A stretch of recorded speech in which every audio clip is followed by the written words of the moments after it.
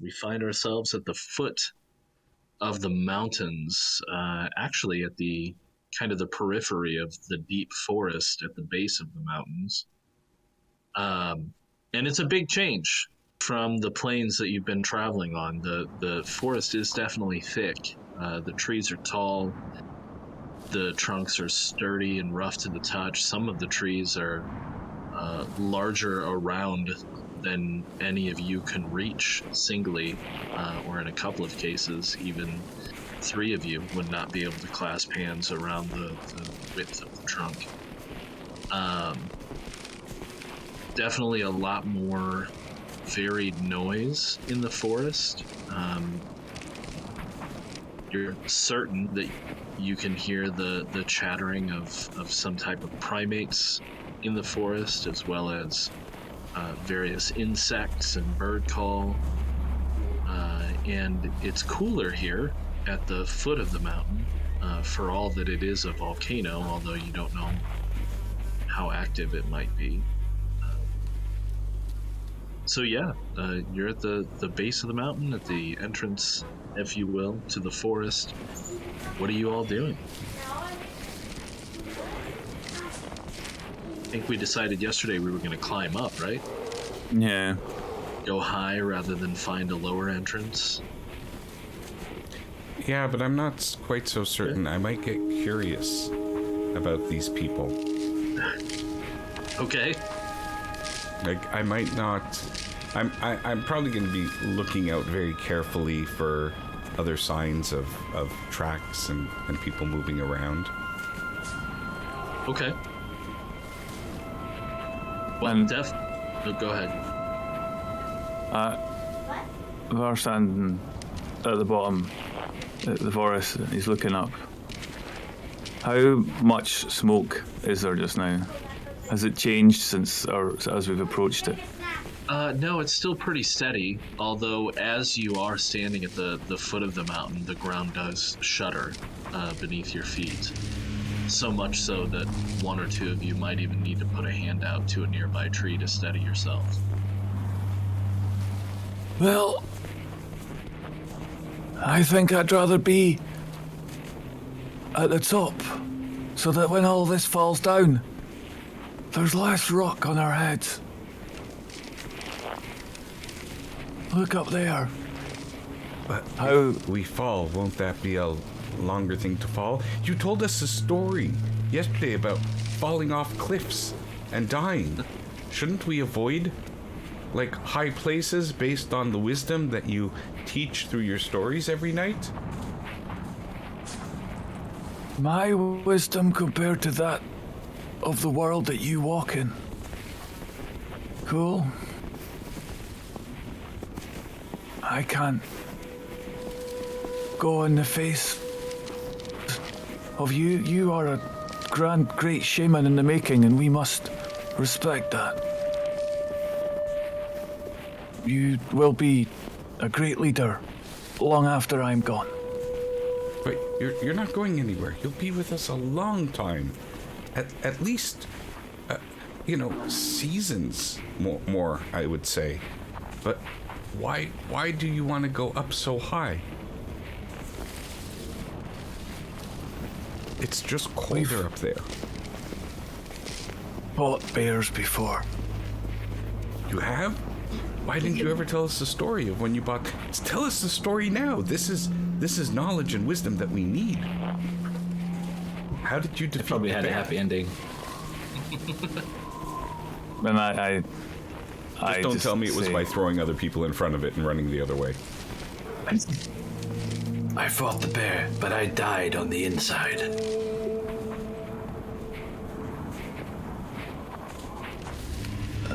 I am not the fighter. And I look at Baruch, the elder hunters of our group. I've fought animals. It is only a story I tell. And I was just an observer.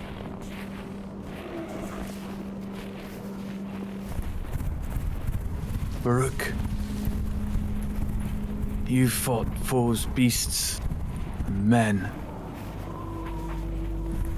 A bear does not concern you.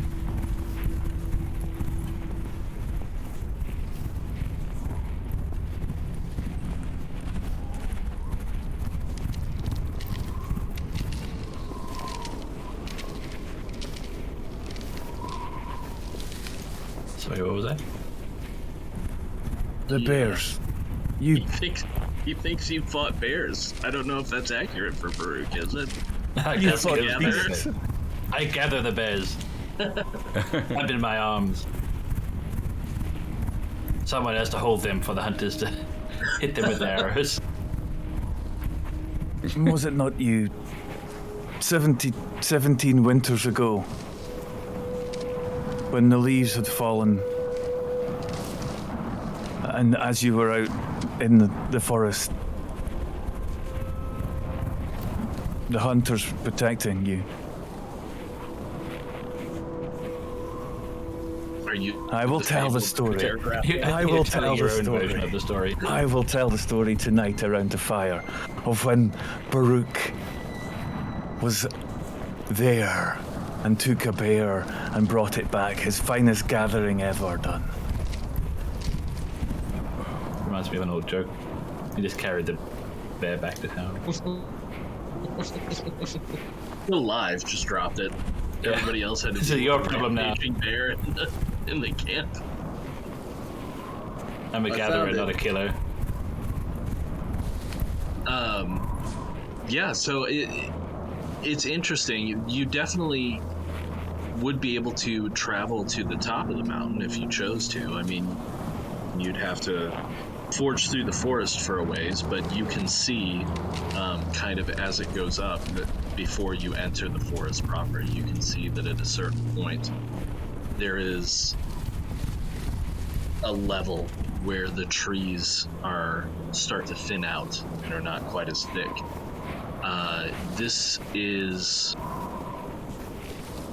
This entire mountain range actually is, in terms of geology, not something that any of your characters would necessarily know, but it's relatively young. The peaks are very jagged and triangular, as opposed to long, old mountains that are more rounded and smooth. So these are very, very young and active in terms of geology, which is probably why the stag and the gazelle both have encouraged you not to seek some other random caves, because cave networks in a young mountainous system would be very dangerous, unless it's a volcano, in which case those caves might be, as long as the volcano wasn't active, they've been bored out by lava flow and possibly been made large by pressure. But regardless of all that, these jagged, craggy peaks are quite tall. And again, as you stand here pondering what to do, the ground tremors not quite as forcefully this time, but you definitely get a sense that it's a much more common thing the closer you are to it.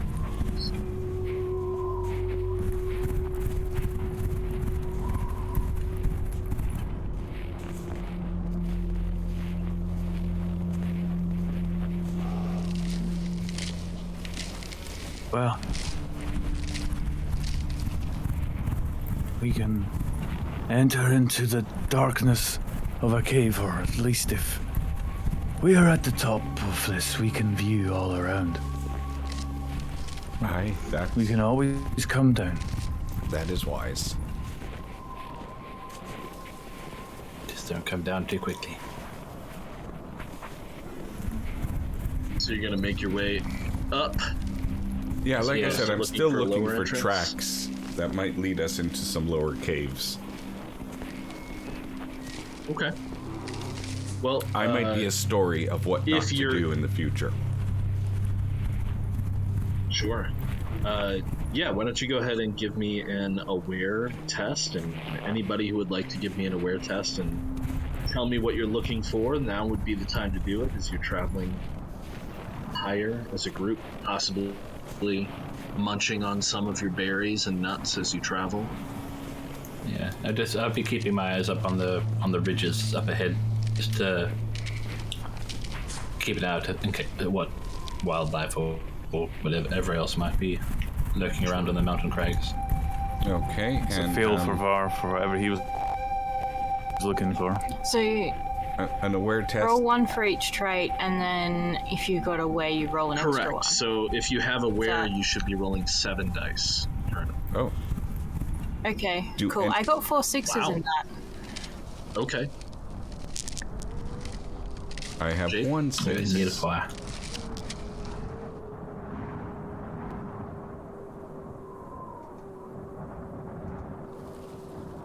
Okay. So, with 4 6s, I mean, that's an amazing roll, but unfortunately, additional 6s don't really net much for you. What were you looking for? What are you looking at? What are you interested in discovering as you travel through this forest and head I think up? Torrin is looking for things that we can wear, because up there looks kind of cold. We've been told it's cold, Okay. and so Torrin is looking for like and hunt to maybe steal their skin, Sure. or So you do definitely see some tracks of various wolf prints. You're guessing a small pack, maybe 3 to 4 animals, and you spot them and can easily follow them if you choose to do so. Jake, as far as your interest in looking for, I assume you were looking more for tracks of what these Yeah. tailed and scaled people might be, and you don't really see anything along those lines. Okay. You do see in a couple of places indications of what might be tool use, in terms of a few trees that have had the bark scraped off in whole chunks, usable chunks. So there might be some indication that there is intelligent habitation nearby, but you don't really see any specific tracks of any kind. So if they are moving about in this area, they're hiding their tracks well. What about other signs then, or indications, like where the bark was scratched off? Are there any like depictions of anything, or anything human, or signs type of thing, I guess? I don't know if human is the right word. Sure. I mean, you don't really see signs of any kind. There's no... Well, your own tribe would use, like, petroglyphs and cave drawings perhaps to leave messages, but nothing of that kind. As I said, it really is just an indicator that there might be intelligent people nearby. I mean, it could, the markings that you see on the trees are indications of gathering. It could easily be people very similar to your own. I mean, your own kind would leave markings like that when they're gathering various materials. But you don't see any indications of encampments or no indications of areas that were used for bloodletting in terms of hunting and dealing with the prey. Just a few scant situations. What I will say, though, is that when you look closer, the areas, for example, the missing bits of bark from the various trees, it is relatively fresh in that the trees are still weeping sap from those locations. So it is fairly recent. These signs of intelligent tool use.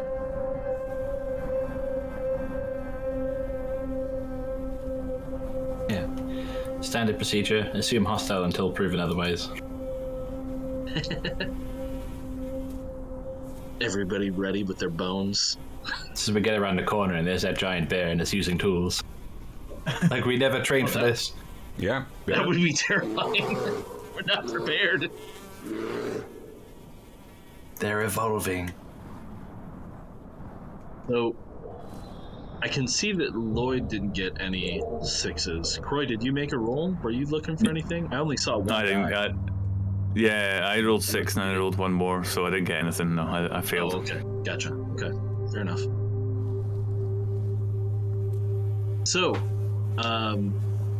you don't really have any specific area to look with regards to tool use, but there is, if she wants to pass the information along, there is a trail that you can follow for potentially dealing with some wolves and getting some hide and furs. Yeah. Guys, Daytime. see those tracks over there? I think those belong to wolves. And if we're going up the top of the mountain, maybe they'd be warmer than not wearing wolves. Yeah, if they're amazingly nocturnal, then we can catch them off guard. Potentially. And then we can steal their skin. It's such a harsh. So we can promise to steal give their it back. skin. We can promise to give it back afterwards. We have knives. I have my little knife. Is that good for killing these things? I'm not a hunter.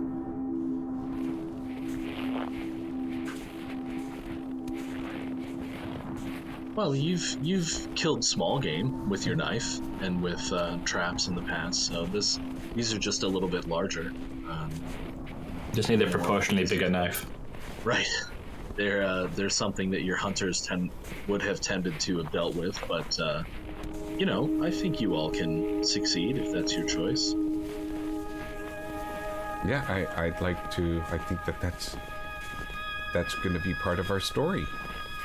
How we survived by killing the wolves, and the wolf gives a lot to a person who kills it. Maybe if we do see these scale and tail people, that we could give them part of the wolf too, and then they'd be friends.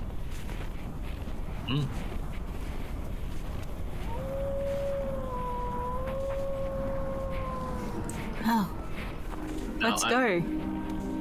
So, following the track should be relatively easy now that you've identified them, especially with your significant success that you achieved. However, and I'm certainly not trying to dissuade you because sometimes things need to be done, but I will warn that getting into combat without preparation can be dangerous in this game. So, you all have ability to gather and craft things and tools that are useful to you. It's a skill that I certainly don't have in this day and age, but being from a Stone Age culture that largely is always on the move and kind of makes what they need, you don't have to have a skill to harvest something or to use something to your benefit. So in order to give some understanding of the crafting system in this game, which is really actually pretty cool, is there anything that you think that you would want to prepare or have ready? Maybe one of you wants to make a shield, perhaps, or another piece of armor. Does anybody want to look into preparing some kind of bandages or a poultice of some kind? If I'm pronouncing that correctly, because I don't think I've ever said it out loud in my life. I'm not sure, but would they have built a salve? traps? Are there All of the above.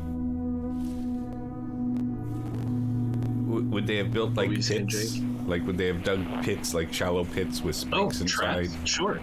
and stuff? So I think I would probably want to do that and see how I could cover it up and Sure. get somebody to fall in there. Now, I mean, that's all something that you can do. You're not going to be able to do it instantaneously, of course. Right. But if you all wanted to take some time to prepare, you could spend the majority of the day kind of putting some things together to be useful for you. Well, so I look at Torrin and I ask, Torrin, do you know how many or how often they use this path that we're on? Would I be able to tell that from the tracks? Sure. With that roll, absolutely. So, as I said, you think it's probably 3 or 4. Safer to assume more than less, but probably no more than 4. And it's a well-used track, so they clearly come through here often. Probably your guess, having, all of you having some knowledge of the normal flora and fauna of the world, your guess is they probably den somewhere in the forest, and then they go out and hunt on the plains in the evening. Okay. So this is probably their normal path for exiting the forest and heading out into the plains. I think it's probably like 3 or 4, maybe on the 4 side. And I think they come through here fairly regularly. Maybe their den is somewhere near. Well, is it better to find their den while they're asleep and then to attack? Or to set up traps for them when they hunt for us? We find their den. I like that. If we're lucky, we can get them while they sleep or while they're tired. We could block them in. Maybe there's rocks. I want a big pointy stick. So we'll let each of you have one project that you want to prepare, whether it's a trap or an additional weapon like a spear or a shield or a piece of armor or a salve. Everybody can pick one thing that they want to kind of make, unless you want to spend a couple of days preparing things, which you can also do. You're not necessarily in a hurry here. You have 7 days worth of food. Well, you've already used a couple of days. Yeah, but we've still been taxed. Yeah, but the tribe is counting on us, so we should not dally. I'll prepare like a shield. Okay. I'm gonna prepare a long So stick. crafting anything. Okay. Crafting anything is going to require that you gather some basic materials, which for a one shot, I'm pretty much going to hand wave. You're in a forest, you're on the edge of the plains. There's a lot of natural materials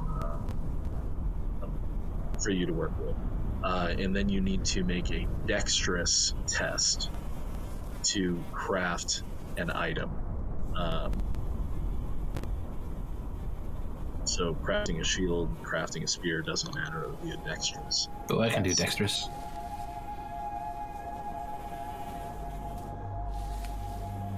Oh yeah. So we have a check mark. That means we could do 7 of them.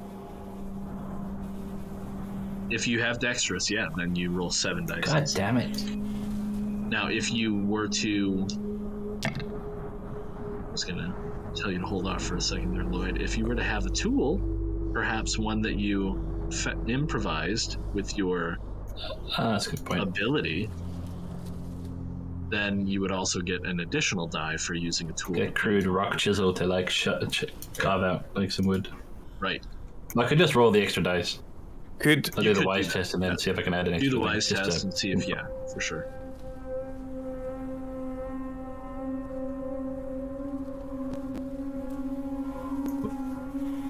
Wow. Jeez. It's not my night. No, right. We have more dice, and I'm doing worse. So you may want to read those out in the meantime, or actually maybe I'll be able to now see them, because Nil point. I lost everybody. Yeah, so no No I sixes. have a piece of wood and a stick. But I'm nowhere near making a shield. Right. Fire hardened spear is simple. You just need something. Either you need to have something to carve the stick with. You have a knife, right? So that would work. Yeah. And then you'll want to make a fire to fire harden the spear, which is relatively easy to do. So if you want to make a roll for dexterous with the tool of your knife, although if you use your knife and you roll a 1 on that tool die, your knife's going to be broken. Keep that in mind. Okay. Bar is gonna find. I don't know. Okay, so you succeeded in crafting a fire hardened spear, but you broke your knife. So, At least you're trading up. but you do have a spear, which is nice. I do. Croy, what were you gonna say? I'm gonna look for some bait.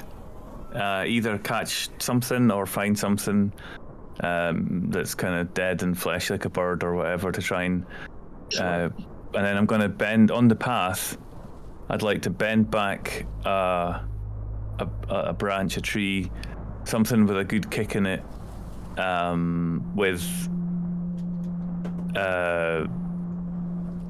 like something spiky. I don't know, like a knife. Tie a knife to it, and then use it like where the so when the wolf sits and eats the thing, I let go of it and it just goes flang and slams it right into the wolf. Okay. So kind of trap sprung manually. Sure. There's nothing will So go you're wrong gonna with that. Strap your knife to it and manually control it. You're not going to have it like be tied to a twig or something, but you're going to hold on to it. I don't think Var's got the nous to do that kind of stuff. Maybe you're saying that everybody's got those kind of skills, maybe, but yeah. I mean, you could try to set up something. I've like got that. some rope, I suppose. I do have rope. Yeah. Go on then. Right, so we'll try and make it Plenty so of that, plant fiber around. yeah. So we get a little bit of bait, put it in the ground on the path, attach my knife to a stick, like a limb of a tree or something anyway, a sapling or something, just something that's got spring to it. And then when it triggers that, it looses and it slams into that space very hard basically. Okay. So Go ahead and make that dexterous test. I don't have dex, so if I do 6, but I'm using a tool. You are using a tool for the knife for the majority of it before you strap it to the stick. Yeah, for sure. So I'll do 6 and a tool roll. Nope, I fail again. Wow, this is going well. Hey, at least you didn't break your knife, though. That's good. Hey, there's nothing to do but try with this stuff, right? So, Jake, are you interested in? You had mentioned like a trap, perhaps, or I had actually digging rolled a pit, a single spikes. 6 for making a spear type of thing. Oh, okay. All right. Yeah. So yeah, you definitely have a spear. And if you guys are going to take on these wolves to try and get their furs, which I think is a good thing, let's go ahead and make sure that we understand what weapons we have. So as far as the spears go, where are the spears at? There they are. So you guys have some fire-hardened spears. They have the pierce ability, which you might want to note for yourself, or I'm actually noting it as well for when we get into combat. We still have a bone knife. You have a bone knife, right, Croy? Does anybody else have a knife? I've got 2. I have you got one 2? bone knife. 2 knives, yeah. I have a stake. I have a broken one. Which can be repaired. Have I got time to do that? I mean, if you wanted to not go after the wolves right now, I would say you probably had time. But if you wanted to hunt the wolves now, you're going to have to. Well, maybe see that you have 2 knives. Spent most of your day dealing with the spear. I feel like Taran's impatient, Okay. so probably not. So knives have the intimidate ability. If you use that. Now, the way these abilities work is when you attack something with a particular weapon. I know some of you have just a bone club as well. Those have the smash ability. When you attack something with that weapon, you're going to roll a tool die. And if the tool die rolls a 6, not only do you succeed, but you also activate that particular weapon effect. If the tool die does not roll a 6, and but you succeed in other ways, then you succeed normally and deal an injury. And finally, if the tool die rolls a 1, and it's broken. Now, if you succeed, you still succeed. It's also important to note, just so you're aware, that if you run out of weapons, because we've been rolling some 1s today, if all of your weapons break during your assault on the wolves, you can fight hand-to-hand. And unlike some games, hand-to-hand is not necessarily a bad thing in this game. You still do 1 injury. You all know how to scrap hand-to-hand. And you can grapple things, and you can try out a lot of things with hand-to-hand. You just don't have the benefit of a tool die or weapon effects if you're just kind of going, scrapping and biting and punching and kicking for your life. So don't feel like you're out of the fight if you break your last. Now, as I said before, I believe I mentioned this yesterday, keep this in mind. If you take more than 1 wound on a single strike, you can sacrifice a piece of your armor. And that will be broken, but you won't take that wound. However, you'll always take at least 1 wound. So there's that to keep in mind. Now, do you want to do any other tactics that don't require crafting to kind of deal? That's a lot of 6s. To deal with these wolves. I know you mentioned something about using reconnoiter. Yep. Block in. Okay. Yeah. That'd be the first thing. It would be to get a sight, but not close and aware of the wind and all the kind of stuff, all the standard hunting, enough that we've been taught. Right. To make sure that we don't give away. To get away. Well, you don't give yourself away, but you also don't want them to get away because you need their hides. And the wolves are skittish, I guess. Right. If we're doing kind of, it's more realistic. We don't want them to run away. Yeah, if they run away, we have to chase them to get there. Yeah. So if we could sneak up if we could kind of follow the trail to see if there's an obvious place where they're holed up, and if there's any chance that we could block them in, we could actually have an easier time poking wolves in a barrel than because when they're out in the open. So well, finding them is not a problem. Okay. You can follow that track easily, and you find the den. The question is there a secondary escape route that they have from the den? Like, do they have a back tunnel out of it? Because their den is essentially, as you approach it from a distance still, imagine like a few fallen trees that have strategically, not because of anything the wolves did, they're not tool users, but the trees have kind of strategically fallen in such a way to create some cover, and then over the years there have been some debris and forest growth and stuff like that over it. So it's kind of a natural earthen mound almost that these wolves' prints lead right into. So can we scope around it? Can we circle around it? You can. Well, while they're doing that, I'm wondering if I can as stealthy as possible. Oh, sorry. I was wondering if I can go to the other world, because I know that takes a lot of time. You can ask for advice from the insightful moose, perhaps. You could, weary deer. But I can tell you that you're not really getting a sense of anything nearby that because you would be able to tell if there were like spirits nearby. Okay. And aside from just a general sense of the forest, you don't know that there would be anything on the other side that would be open to engaging with you.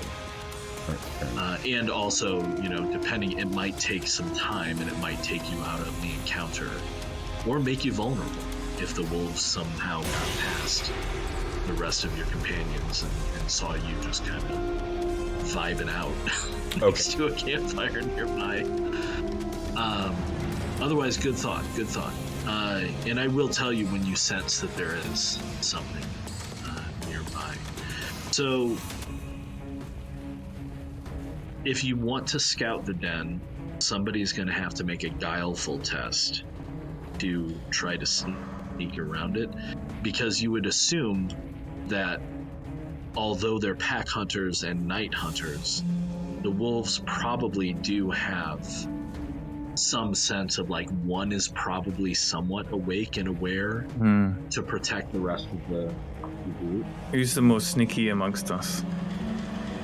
That's a good question. I'll do it. I would, with my dice rolls, not me. Okay, so Taryn, it looks like you're up to do a quick scout around the den and try and see if there's any other entrances or anything you can do to block them off. I'm vaguely concerned that I'm rolling out all my sixes too early, and then after that it's just going to be all downhill. Right. I don't know, Russ. I want you to be in every single RPG game that I'm playing in as a player. You don't see any indication that there's another exit from the den, so either they're not concerned about having an escape route, or more than likely, they're of animal intelligence and they found a nice place to hole up and it just didn't have another exit. What you do see as you approach more closely is that, and this would make sense considering it's been relatively dry of late and it has been getting colder and things are getting more stale, as it were. There's less humidity. You're fairly certain that it would be relatively simple to set that mound on fire. Ooh. That sounds awesome. Okay. I go back to the others. Guys, I don't think they have another way out. And I think we can burn it down. Well, perhaps we should smoke them out. Yeah.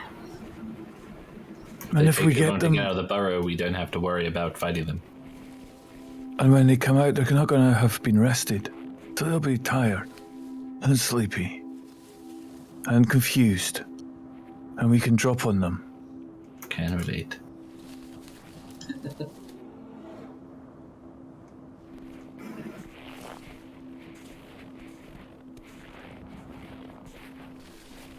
Yes. We probably don't want to chow them too much, though. We need their fur somewhat intact to keep us warm. Yeah. Yes.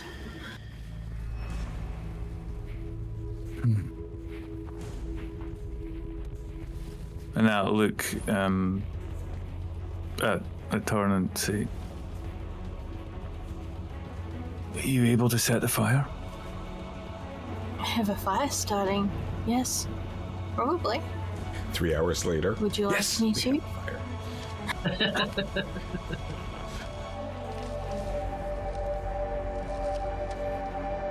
I'll look around and to see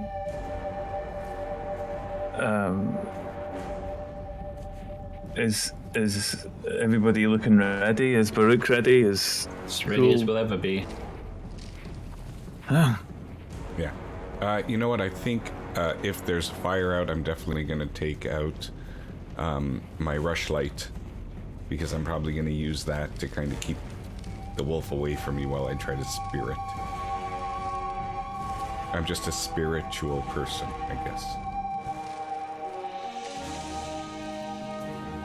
You're gonna have a rushlight and a knife, I think you have? Is that what you're saying? I have a spear. I think my knife is a little bit too close. Oh, right. That's right. You made a spear. For comfort, because, I'm Yeah. gonna say as a shaman, I'm very spiritual, so... Sure. Yeah. Good. So, We'll get the point later. Thank you. Thank you. oh, I get it. Yeah, I'm I'm sorry. I just picked up on it. No, it's great. I love it. Apologize. It just took me a second. Do not apologize for puns. Puns are amazing. At least for me. So, Russ, where about do you want to set fire to this thing? Do you want to set fire in the back so that they come running out? Do you want to set fire near the entrance so that they don't, so that they're unable to come out quickly, or so that they have to run past the fire and get charred and potentially injured? What are we thinking? I think I'd probably ask the others. I'll be honest, Taran is probably the sort of character who would just set fire to the whole thing and then just let it Let it burn. incinerate. But that's not particularly helpful right now. So, where should we put this? Do you want If we to? do it at the front, we can fan the smoke in. And then if they want to come out, they have to come through the fire as well. Yeah. Yeah.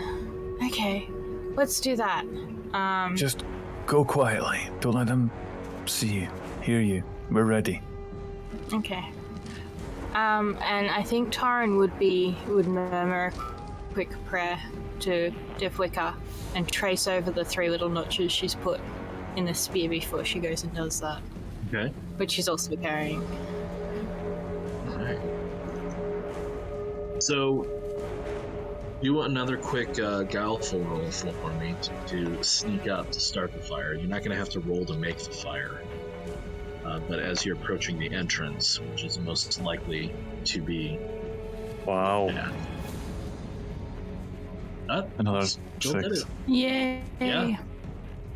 Not quite as many 6s as I'm used to from you today, but 1's all you need. So, yeah, you get up into position and are able to start a small fire in a position where it would be easy to have the smoke kind of flow into the den. So you're definitely going to be able to smoke them out, and they will probably be coming out relatively quickly as the smoke, as it goes in. You're not seeing anything coming up or out through the sides. It seems like the den was fairly well packed, so it's definitely going to affect them quite rapidly. So we are going to do initiative. So initiative in this game, and I want to make sure that I'm getting it correct. I think I have it correct in my mind, but initiative in this game is basically a test to see if you go before or after. It's not a question of what order. It's just, do you go or do you have to wait? So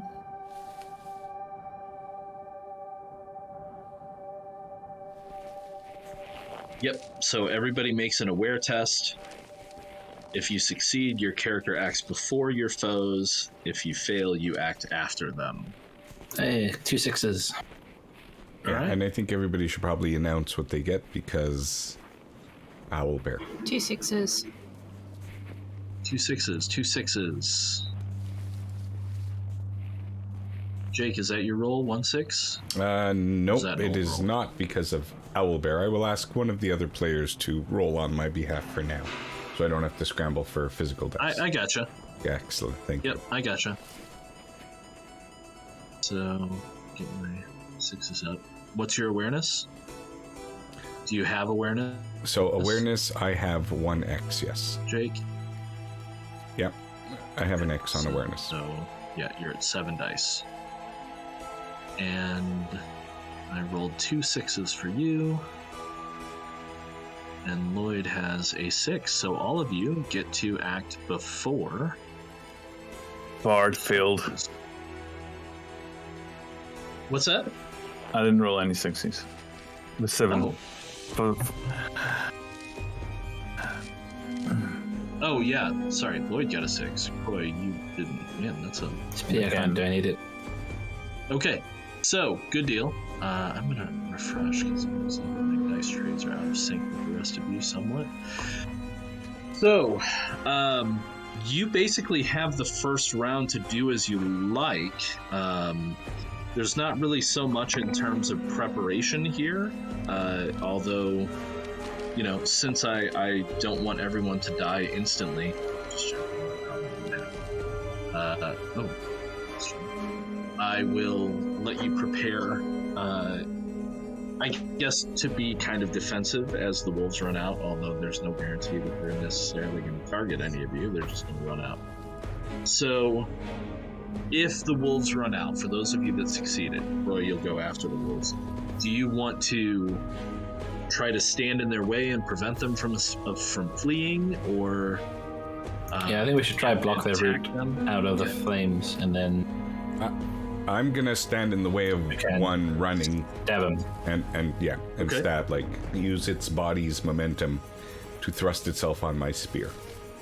Ritual weapon. Yeah, that was Taran's plan as well. A lot of thrusting. That's actually pretty cool. Alright. So yeah, the wolves come charging out. And one definitely looks a little bit more aware than the others as it leaps out and is instantly checking, looking left and right and seeing at least the three of you who are brandishing and already aware. Croy is just kind of looking off into the distance, or considering his fate, I think, before he is able to strike. We're all doomed. Right. But since you were kind of close to the den, I'm going to go ahead and let them get some attacks off. However, they are at some negatives. Thankfully, because of the smoke inhalation and the lack of awareness, because they're kind of sleepy a little bit. So we're going to do the 3 hindered ones first, and we'll say that they all kind of stack up against one of you. Nice. And then we'll do the fully aware. Fully a werewolf.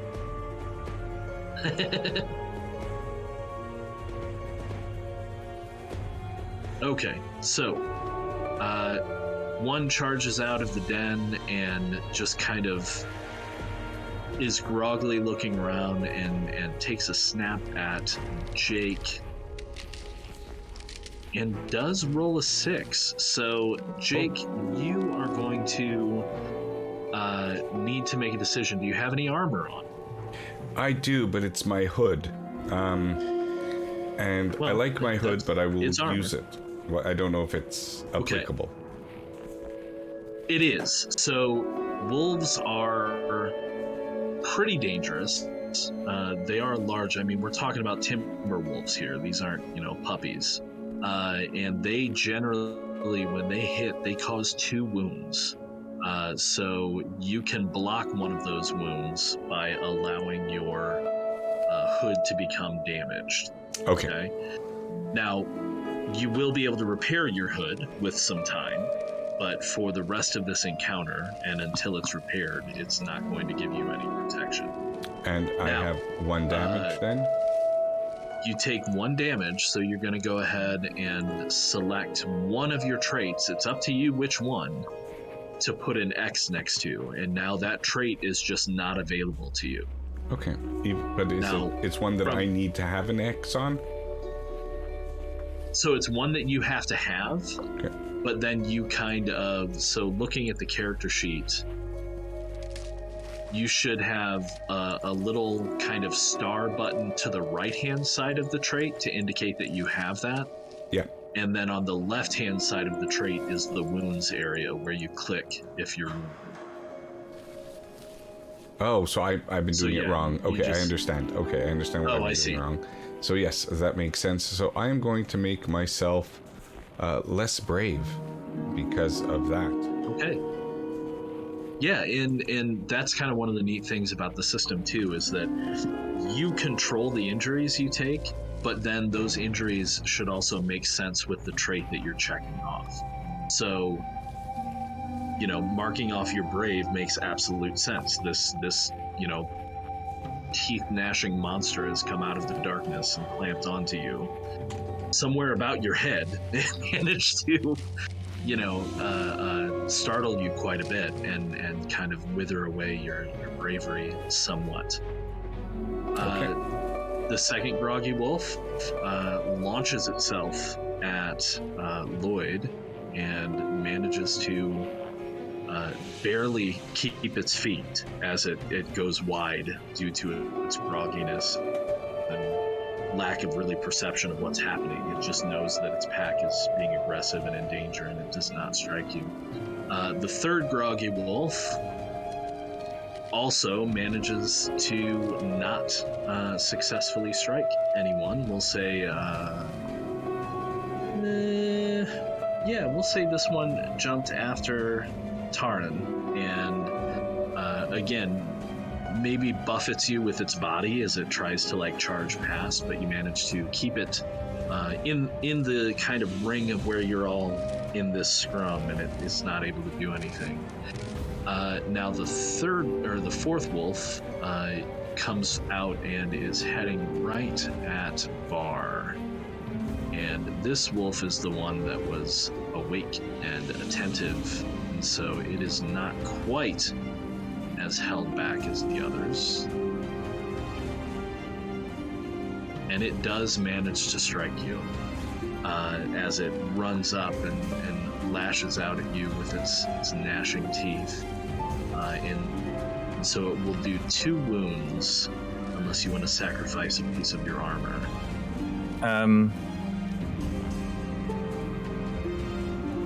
I mean, that chest plate was pretty easy to come by, so...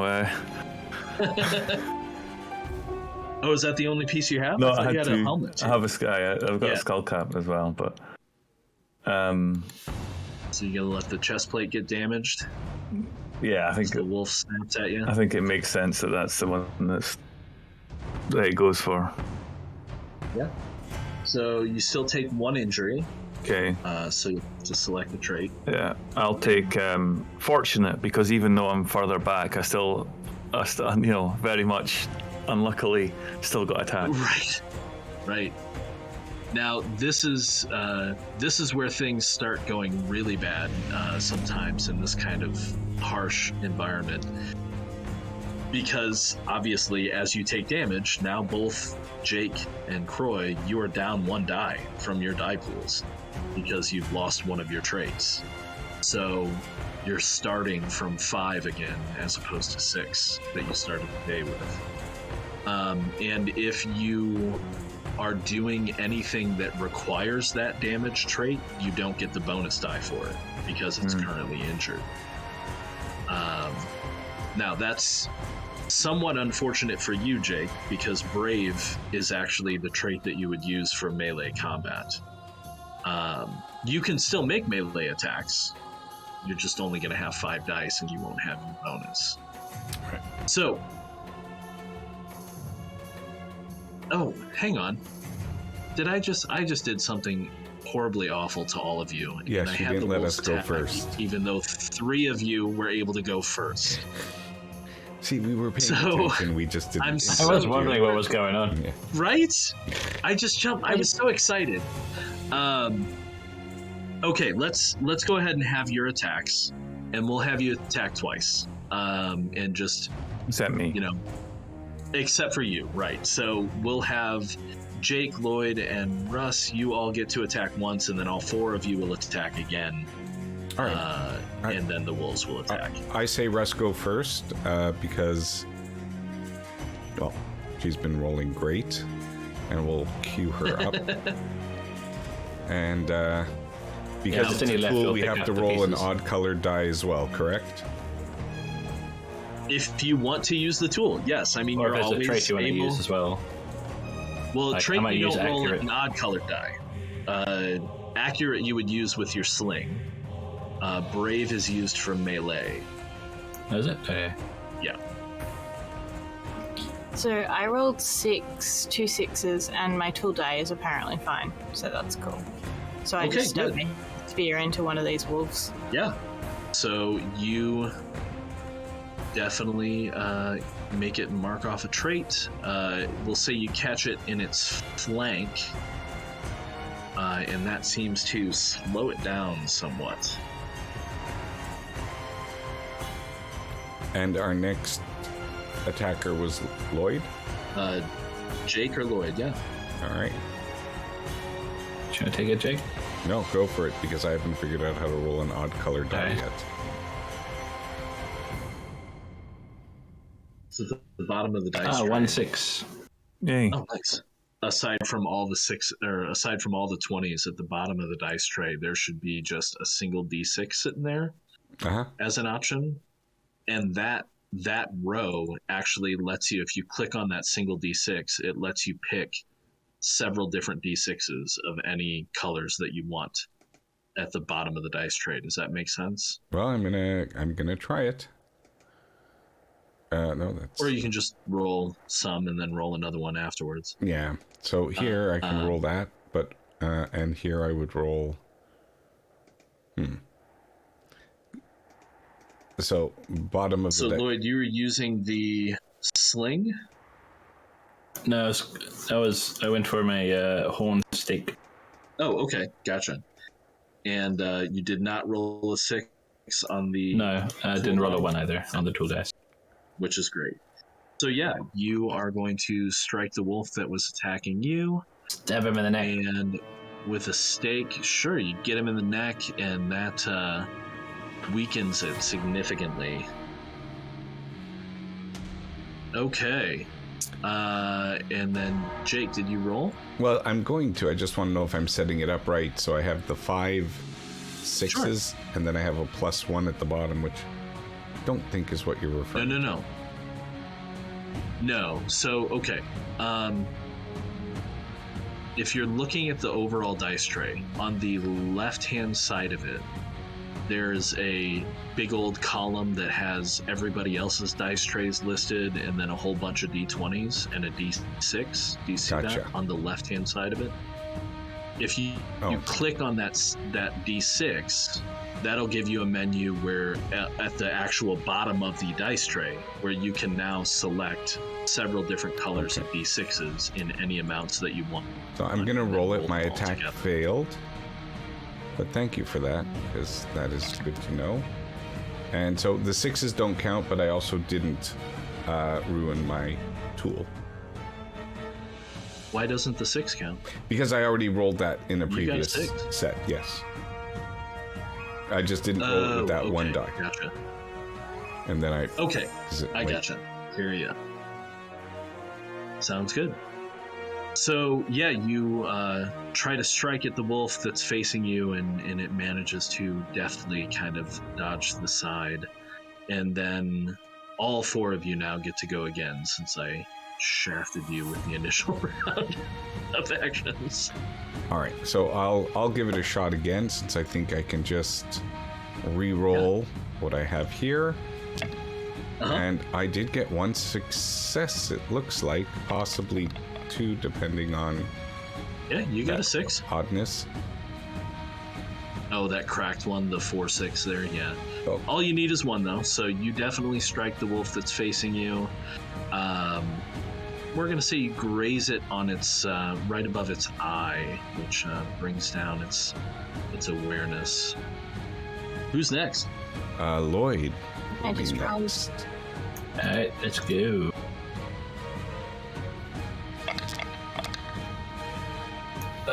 Nothing. Nothing, unfortunately, No. but your tool is still safe. Okay. And so I think it's Russ, and then at that point, Croy would Russ, have did his you say you had chance. rolled? Is that your current roll there?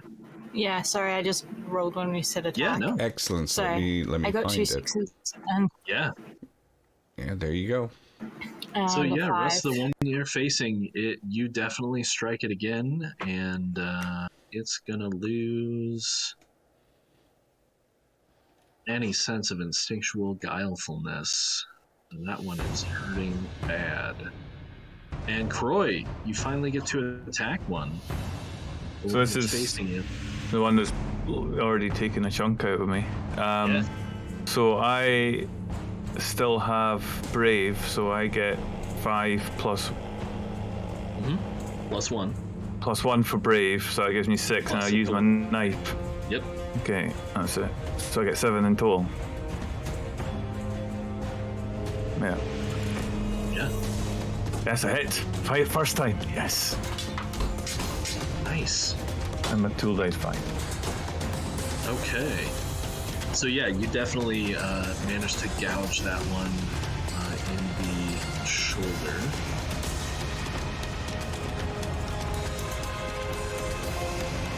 Like that. Pretty good. Making sure everybody's getting enough rounds here. Okay, so yes, now we're into normal rounds where Jake, Lloyd, and Russ will go first, then the Wolves, then Croy. So the 3 of you get to attack first. The Wolves are looking pretty ragged. You get a sense they're looking around for a way out, but you all have them kind of boxed in. And as long as none of you falls, I'll say that you're able to keep them kind of wrangled so that you can get the warm hides that you need. I have 1 success. 1 success is enough. Oh, sorry, I shall use the vernacular. I succeeded.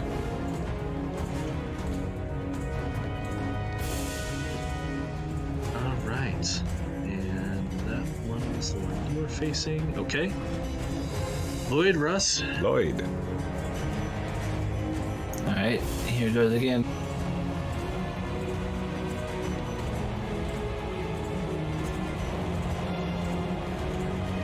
Good, 6. Nice. Also, I didn't break my tool. Always good to know. Sit, Ubu, sit. And Russ. Awesome. Yeah, you're keeping those 6s. That's just great. Wow. Okay. So the current status is of the Wolves, aside from the one that's facing Croy, which is injured, the other wolves look very, very injured at this point. They are all down to rolling a single die. So we'll see how my luck stacks up against all of you. Jake, your wolf lunges, and you definitely dodge the side as it nips bare air. Bare air it is, but it's not there. Lloyd, your wolf stumbles over its own front paws as it tries to snip at you. And Russ, your wolf is looking very, very haggard and just is unable to summon the strength to attack well. Croy, your wolf still has some fight left in it. So, 2 more dice actually.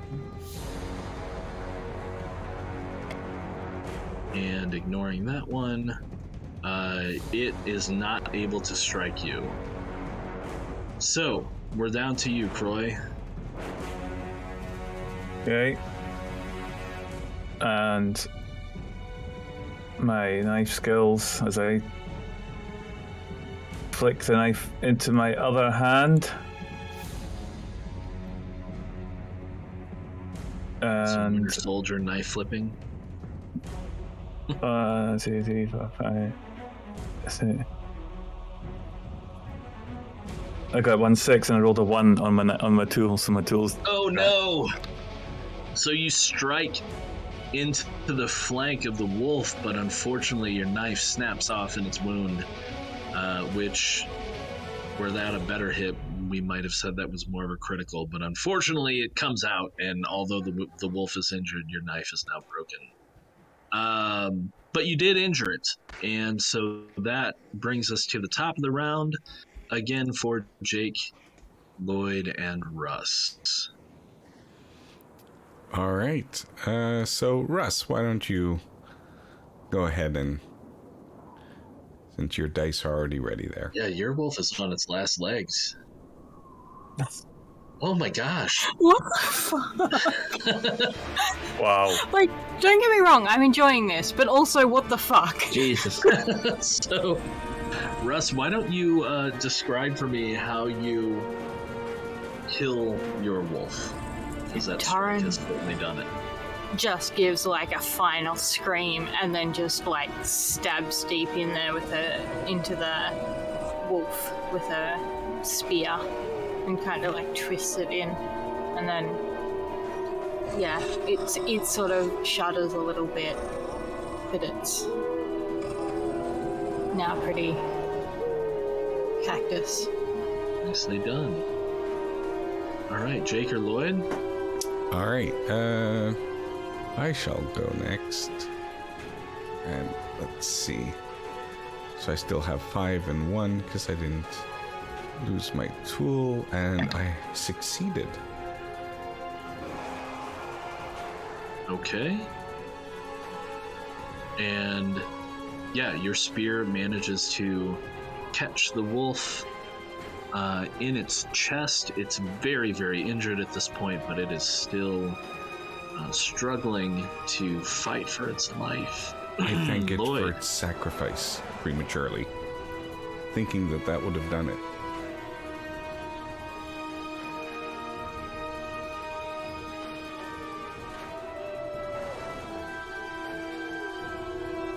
Okay, I got 2 6s. One of the 6s was on my tool dice. Oh, nice. Okay, so you're using your Horn steak. yeah, the horn steak. The one I didn't. And horn steak is not a bludgeon. It's not a knife. Is it an axe? Huh? Sort of be more like a dagger or something.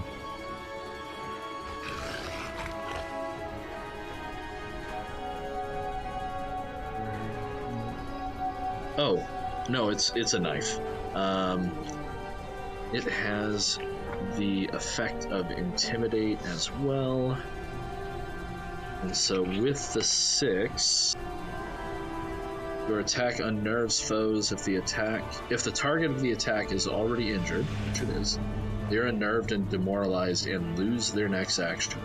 Uninjured foes are less affected, can act but will not benefit from any applicable traits. So yeah, you've essentially stunned that particular wolf. It will not get an action Nice. next round.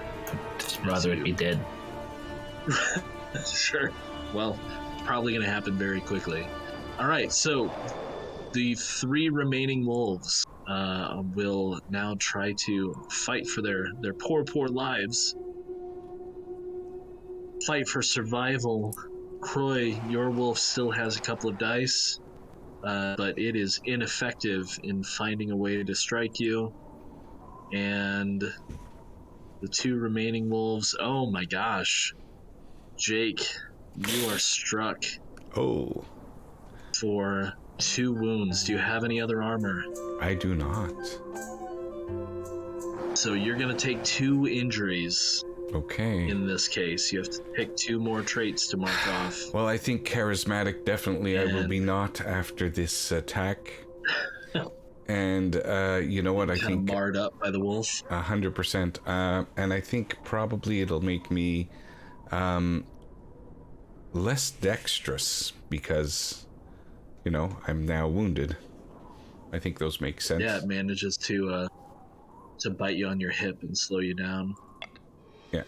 Lloyd, your wolf, however, is unable to strike you. It wouldn't have even tried. It was No. so that brings us back to the top of the round. Jake, you are down no, to I 3 think dice. Croy would still attack, no? Oh Yeah. yeah, Croy would like to attack first. That's right. All right. I mean, he might not. Bottom of the round. Let's not assume. So I That's fair. That's I fair. grabbed the other knife that I have at my side Yeah. because I had 2 and basically, having already switched one to my left hand and got the attack into its flank, I grab the other knife with my right hand, and try and stab this thing in the face. I get 2 6s and a 5 on my knife. Yeah. So you definitely are able to strike it. It's still fighting, but you can tell that it is definitely on its last legs. And that brings us to the top of the round. The wolves are looking very haggard. Taran is free to join the fray in assistance of one of the other companions. And Jake, Lloyd, and Taran, you are up first. I think you said I'm down to 3 now, correct? Correct. And I still have my your spear. tool roll. And you still have brave. So okay, you're at 4 or 5. Sorry, so how many? 4 regular dice, 1 a different color for your spear. And I do not succeed at this point. But no spear breakage? No spear breakage. But Good. Okay. Move it over to So Croy. getting harder for you to strike back as you try to fend this wolf off that's been biting you regularly. Lloyd or Russ? Lloyd, let's go with you. No, I got a 6, but I got a 1 on my tool Okay, dice. so your stake unfortunately breaks off. It lost it inside the wolf. Right, in the wolf as you strike it. Tell us how it dies, because you do manage to kill it with that strike. I think that's the thing. He's just been sort of hammering it like in the neck because he's trying to like not like stab it all over because then you kind of ruin your cloak. So he's trying to be like surgical with it. So And then unfortunately he stabs too deep and it gets stuck and he can't get his like stake back out. Stuck and possibly shattered somewhere against the collarbone of the wolf. For sure. Broke on his freaking spine. Right. Taran, you have Jake and Croy are both still facing a wolf. You just saw Lloyd destroy the one that was facing him.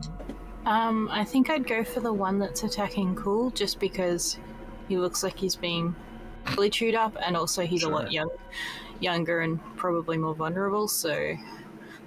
Okay. Fair. Spear's broken, but I did stab the wolf. Okay, so the spear snaps in half as you stab the wolf and bring it down. That leaves Croy's wolf to get a final, hopefully final, gasping attack in against Croy, and fail as it snaps on the air as you deftly dodge to the side, leaving you to respond. Oh.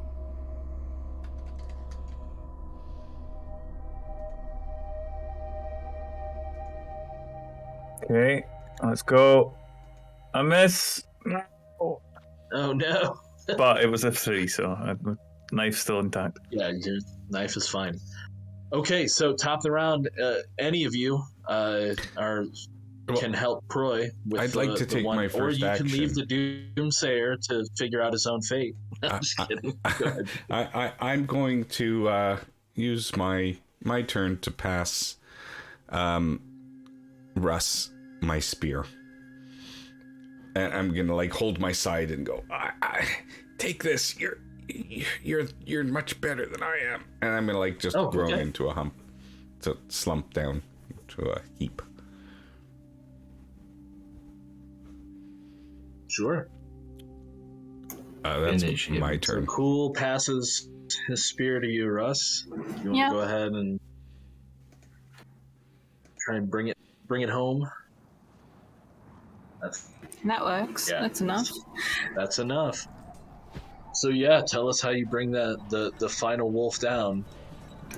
I just jam it in between. It's like pretty much because I think it would be standing with its like back to me because it's attacking. So I sort of just like shove the spear straight through its diaphragm and lungs and into its heart, and then twist it a little bit. Okay. Cool. So yeah, that wolf has been dropped, and now you have 4 wolves and a nice little den that you haven't destroyed. Might be a nice place for a campsite. There's a fire on it. Fixer up, Oh yeah. Bit smoky. I think I'm gonna. Well, stick I around mean, here. you could move the fire or whatever. It just Now- comes up the smell of the wolf piss. Right, that's true. I mean, it's better than the human piss we normally have to put up with. Right. So, having dealt with the wolves and finishing that particular encounter, there is the ability, if you have the right tools, and we'll go ahead and say that between the 4 of you, it's pretty easy to figure out, especially in such a lush environment, that if you have some way to, kind of bandage or cleanse, if you have some water, a wound, then you can essentially gain one of your injuries back after an encounter, as long as you survive. So I think only Croy and Jake were actually injured. So Jake, you're going to get back 1 of Okay. your injuries. Croy, you only lost 1, I think, so you can get that back. And that's just you, binding your wounds with some plant fibers and possibly, chewing up a salve from some flowers that you find nearby and just kind of taking care of yourself. You can only do that once per encounter. And then essentially, and you've probably seen this in other games before, but aside from rest, you're only able to do the bandaging kind of thing after you've lost, after you've taken another injury. So you can't just keep, I'm just going to hang out here and keep bandaging myself until I'm full again. So that's how that works. You will also regain an injury with a night's rest. So there's that as well. So what do you want to do? I think Start we need to make skinning the ourselves some beasts. clothes. Yeah. Okay. Yeah, skin the beasts. We can harvest the meat as well because it serves us for can. food, or if we need to placate that bear later on, Oh, that's actually Yeah. a or really good point. the lizard people. Sure.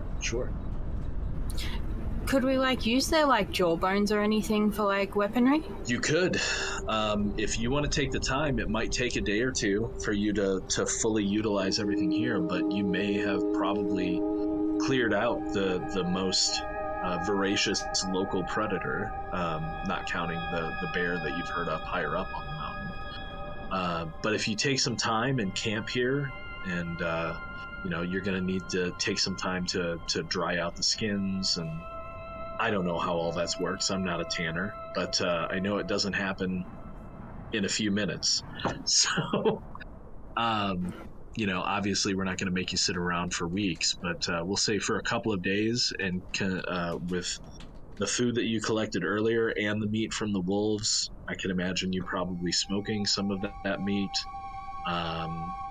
Then, yeah, that'll give you time to work on some stuff. So, tell you what, if you want to work on any other projects, such as, I don't know, repairing any of your weapons, or, again, building some more armor or something like that, we can do a series of rolls for that, which, that oftentimes is what happens in this game, because in the long term, this is very much a survival game.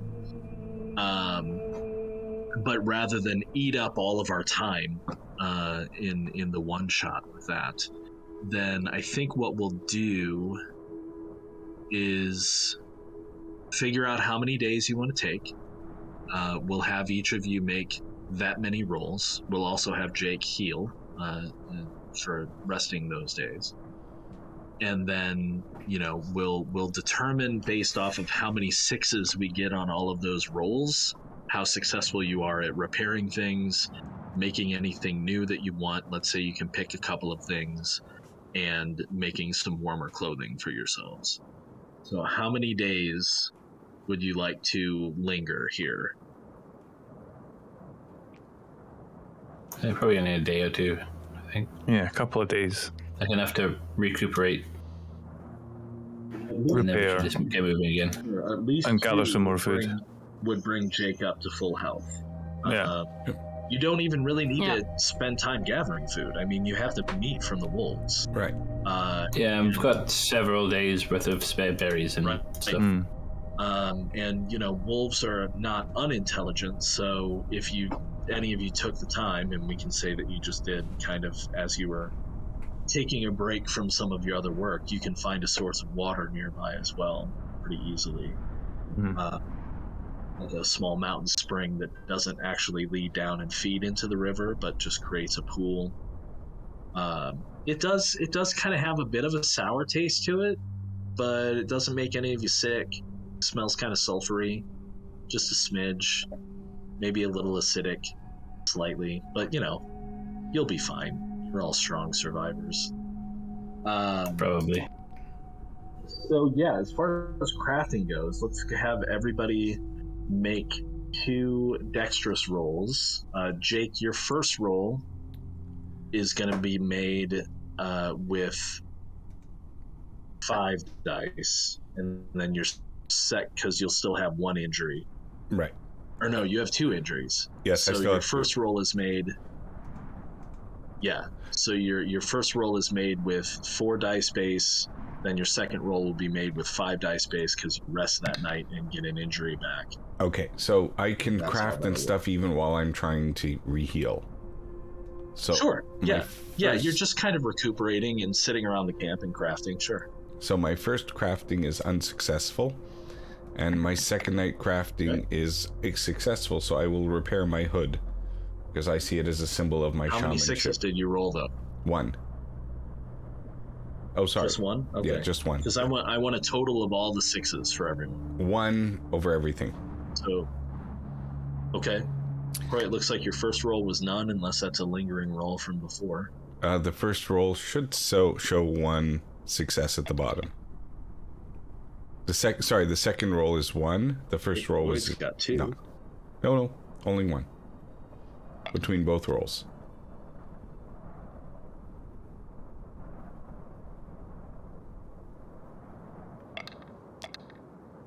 Sorry, was that clear? 1 roll between 2 successes. 1 success, 1 6 between the 2 rolls. Yes. So we've got 1 6 from Jake. All right, How many and 6s do we get from everybody else? let's do Lloyd next. I got 1 How many 6. rolls we're doing again in total?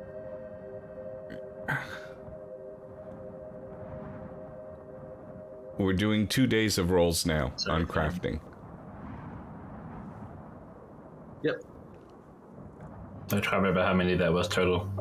So I did 1. I got 2 6s. Yeah, I thought I saw 2 6s on one of your rolls. Did you make a second? That was the first one. Yeah. Nothing on the second roll, of Okay. course.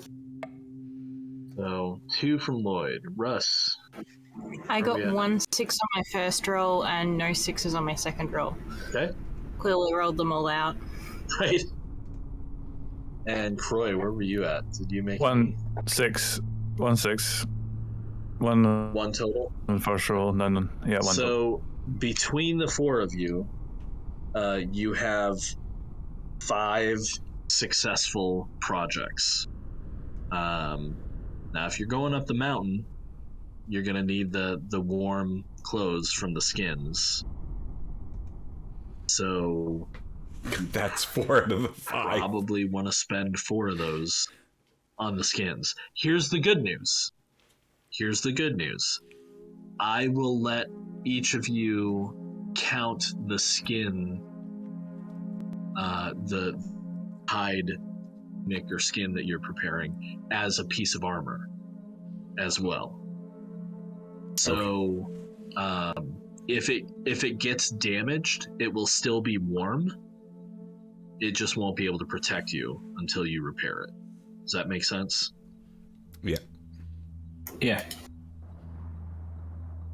Or you can deal with being cold as you go up the mountain. It's up to you. You guys have 5 successful crafts to use.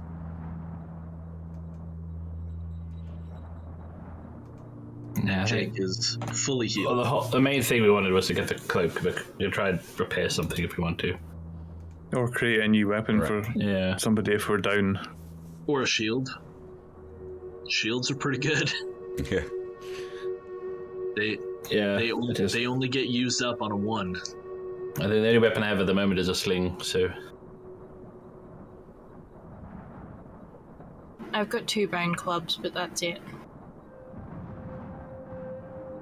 Bone clubs are stronger than you might think, so their smash ability, if I remember correctly, and I'm going to open it right now to make sure, does an additional wound. And if they're bipedal, they fall. Not so much help against body cuts.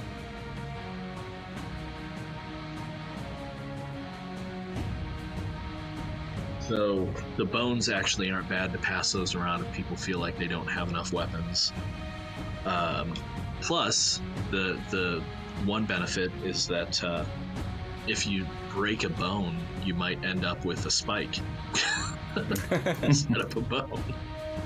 Yeah, if anyone else doesn't have a weapon, it could be handy to have until I can repair my stake.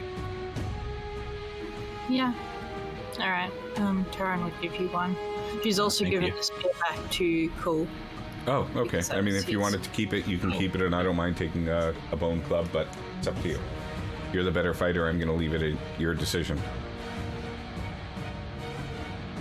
I think she probably actually preferred the club. All right. It was just the stick, like the bone thing. The stick was kind of helpful against the wolves because they were running. And then, Right. Right. Oh, I'm happier with my spear. So you've got four wolf tunics that count as armor, wolf hide tunics. Did we decide on what the 5th item is? Do we want to make a shield for someone to use, or do we want to do something else? Yeah, I think a shield is not a bad idea for Var, because, he's old.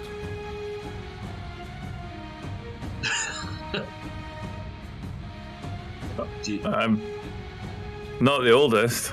Oh, no? Okay. No, who is he? Old on the I already inside. forgot. I'm 42, so I think I'm probably the physically oldest. Oh yeah, physically. Is Baroque Rook is definitely the physically. He's still oldest. sprightly. He is a sprightly gatherer. You can't hold those gatherers down. It's so funny too. I don't know if you can see it now, Russ, but we were talking about how you lost your cave painting earlier, and now I can see both of yours, and they're almost on top of each other. Yeah. They're right next to each other. It's so weird. Anyway, so the wolves have been dealt with. We're going to go ahead and remove those. And we're going to hike up the mountain.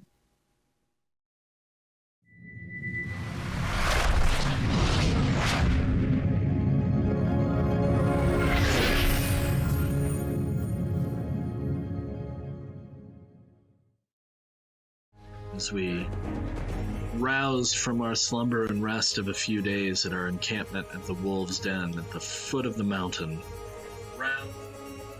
our plucky heroes now outfitted, some of us actually so, in the skin of wolves, ready to be warm against the chill of the peaks. What do we do? What do you want to do now? Look for a decent way up that isn't going to end up, walking towards precipices and cliffs, or Sure. look, eyeball as much as we can a way up and look for landmarks and just try and plot a route up before we take off and, look at. That's it, really. As best as informed as we can be, looking, just checking to see what looks dangerous, what looks passable. Yeah. So traveling through the forest, as you definitely feel like you're heading up slope, is relatively serene. Actually, the air is pretty warm here comparatively to out on the plains, where it was is definitely growing quite a bit more chill, especially at night. There is a faint hint of sulfur and harsh odors in the background, although while you're in the forest, it's still largely a scent of wildflowers and underbrush and pine sap, those kinds of things. So they kind of drown out the majority of the sulfur until you take a sip from that mountain stream again.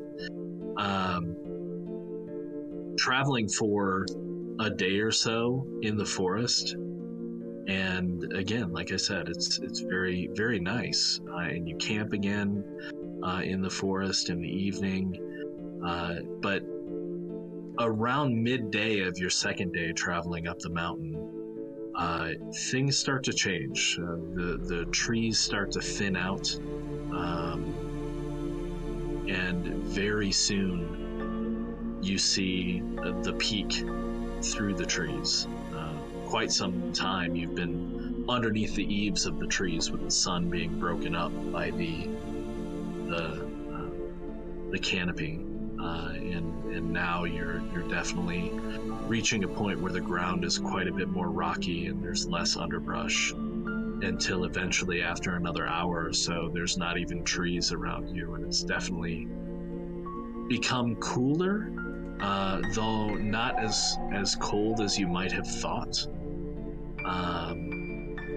And as you look at the mountain and start considering your path to head up it, you can see that the plume is dark and thick and tall, as smoke rises from not quite the apex of the mountain, but kind of off to one side. Traveling isn't that difficult. I'm not really going to make you make any awareness tests, because again, you have your goal. You're really just looking for any signs of a cave or a place to live. And shortly, you do find that there are several streams coming down from the mountain. They tie into the one that you were kind of accessing in the forest as you traveled to get water.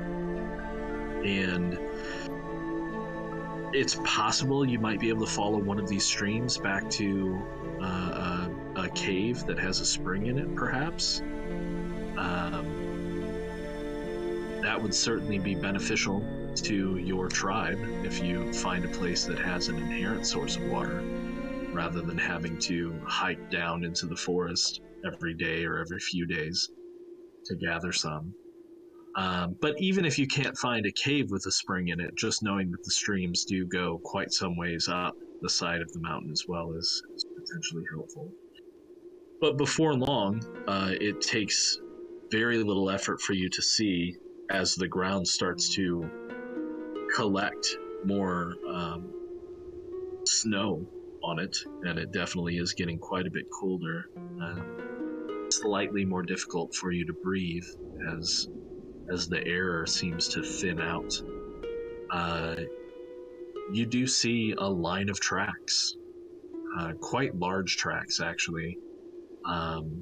Whoever is in the lead, if you're looking at these tracks, if you place your fist down in the track, the main pad of the track is at least 3 of your fists in length and about 3.5 in width.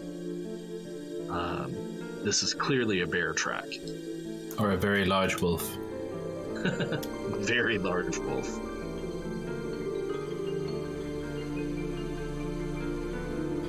Var, can you tell us the color by the size of the track? Is it a white bear or a black bear?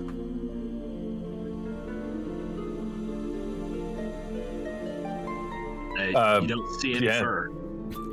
Var would have a think about it and try and remember back to what he's heard the hunters say, and then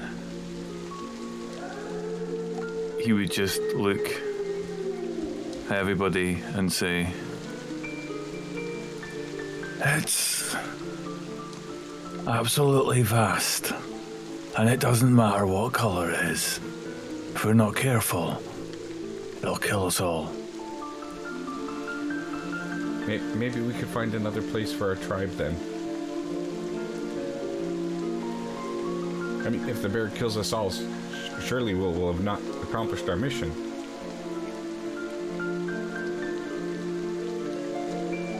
Four of you just bested a pack of wolves. Surely you can take a bear. We've got this. Yeah, what's the worst that could happen? Well, I think the worst that could happen is will be another story for Var to tell other people late at night around the fire. Just assuming that if it goes badly, he'll run away. He has to survive to describe everyone's ends. So we should send Var first, because then we know we'll definitely not become one of the stories. And therefore we'll survive. I mean, all of you know that it is very common for bears to lair in caves. So, if you're looking Build for another a cave, fire.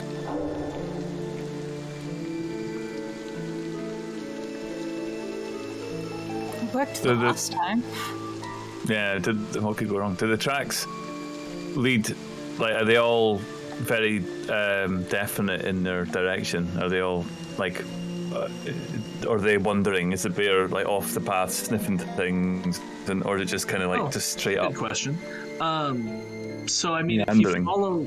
if you follow the tracks for a bit to get a sense, there is definitely a sense of it traveling in a single direction. It does occasionally appear to stop and look around, but no more so than just a creature trying to be aware of its surroundings. And now that you've come upon the tracks, they do clearly lead up from below. So, you know, it's possible that it was down hunting and then went back up. Looking up, is there any obvious bluff, cliff, rock face, stone fall, anything that it might be? Is it possible that we could see where a possible destination is from where we are? I mean, if you had to guess, just following logically where the tracks might lead as you look up the side of the mountain, it looks like you're probably not far from where it would be, because at a certain point, probably a good, half a day's journey from where you are right now on the side of the mountain, because this mountain range is huge. The sides of the mountain tend to rocket upwards in a very sheer manner. So your guess is any caves would probably be along that kind of area that, at the pace that you're traveling and the relative health that you all have, you could probably make by nightfall.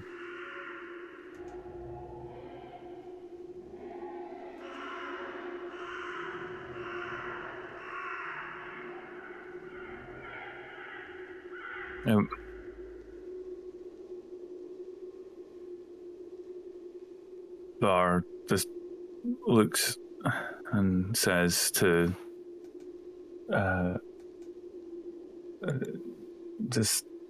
Cool, we've come here to look for a place to live. It's not our intention to die. At least not all of us. We know that bears live in caves, so it's found a place for us already. Who knows? You might even get to meet one of those lizard people that you were talking about. Yeah, but they're lower. But maybe on the way back, once we find a good place for our tribe and then go back to bring them up here, we can then go see those scale and tail people. Yeah. Let's go see if we can find this bear. Or failing that, a big enough cave for us all to live away from that bear too. That's also an option.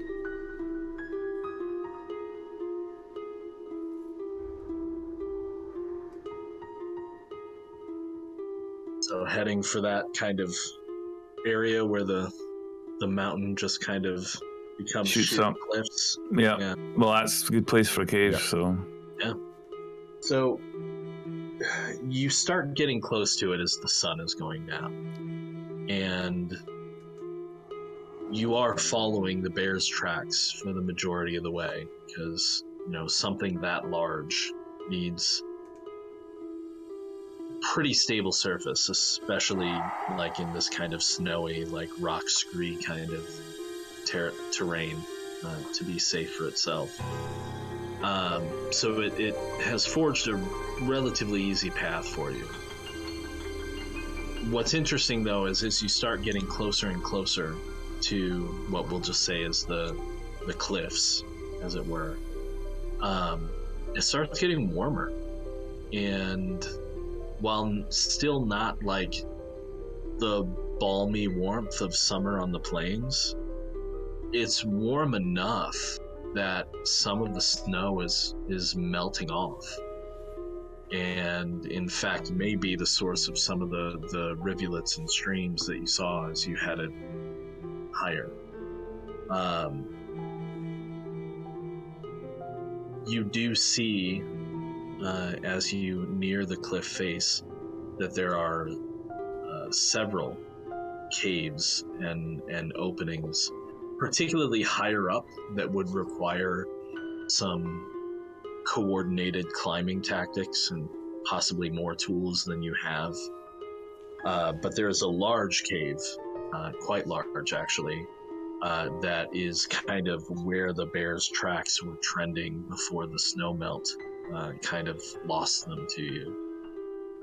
If we're particularly unlucky, there's more than one bear. But there was only one set of tracks. Still, if we devise a way to get up to those other caves there, I don't think a bear or a wolf could ever get there. That would be a great place for us to keep safe. Yeah. And we can placate the bear with meat. Yeah, perhaps you it will, probably still have perhaps it could acclimate to us and we could use it as a defensive creature. Oh, yes. That's an excellent idea. We could share with the bear and keep it satiated so it won't attack us. And still other things might be scared of it, scared of its scent, scared of its tracks. We can give it a wide berth for now and just see if we can get to those other caves, if there is a way to get to them. Tend to be night hunters, so it's probably bedding down at this point, or at least preparing. Or I'm sorry, they're not night hunters; they're day hunters. So they tend to lair in the evenings. Your guess would be that bear is probably the largest thing around here, so it probably, sleeps pretty comfortably when it decides to. But yeah, there's certainly no harm in you checking some of the other caverns if you want to. It might be good to use it. Oh, I say that actually. Oh, maybe from up there, we can watch down there, and we can see what we're up against. Yeah. You could also drop rocks on it from above. Yeah, you could. If there were big enough ones in the cave you pick, yeah, for sure. So, just to give me a kind of an idea, because obviously you can't tell how large any of these apparent cave entrances are from the ground.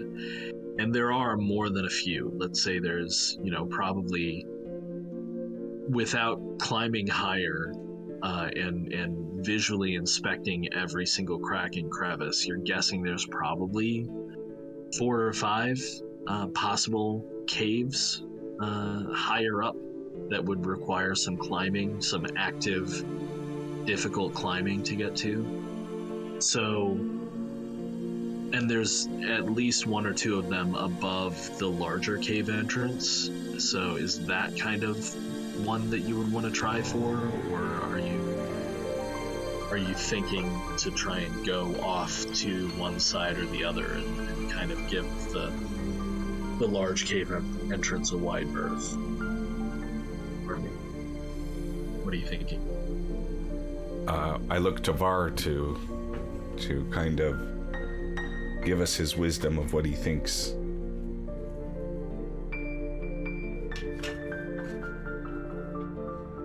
Var sits on the ground and looks just up and says, "You see how small we are compared to the peak? There's so much that we have to climb up to get even up there." And he looks at the lowest one of the cliffs. And he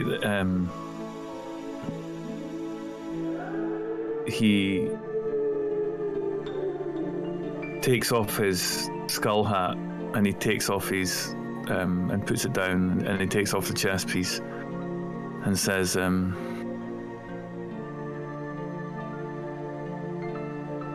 "We stay here and we become dinner for a very large bear. Up there, are you all prepared to climb? And is it possible to tell, like, how high it is compared to the trees that we climb for foraging, or for, locally for playing, or..." So you are several. We'll not try and get weird with it, because obviously the idea of hours and such haven't been invented yet. But you're several hours from the tree line. So just to get to this point of where the mountain really becomes kind of a vertical ascent, it's been relatively easy thus far, obviously, because you haven't had to make rolls. But there might be some flatter areas higher up, but this is where it really becomes dangerous, where you'd have to make rolls. And how high up is the first cave above to where we were sitting just now? To where the first cave above where you are, it would probably only take you a single roll to climb to, but it's not directly above. It's kind of off to the side. Oh, that's fine. So, like, it would be the equivalent of climbing up a tree. Think like 2 or 3 trees. 2 or 3 trees, right? Trees. Okay. Yeah. Yeah. Okay. And we have the ropes with us, yeah? You do, so you could rope off to each other, which I would handle very similar to how we handled fording the river, which would be you could essentially give each other 6s to aid in climbing. Yeah. Cool. Var puts his hand down in the dirt in front of him, and then just rubs it all over his face. And kind of makes himself look grey and dusty like the mountain. There's no predators around here. No, I'm sorry. Yeah. he just makes shadows kind of under his eyes, and then he gets the same thing, and he just gives himself like a bath of, like he's standing there doing this, rubbing the dirt into his skin. And for no particular reason, of course, I'm copying everything Var is doing. I love it. Okay. Oh, he is the wise one.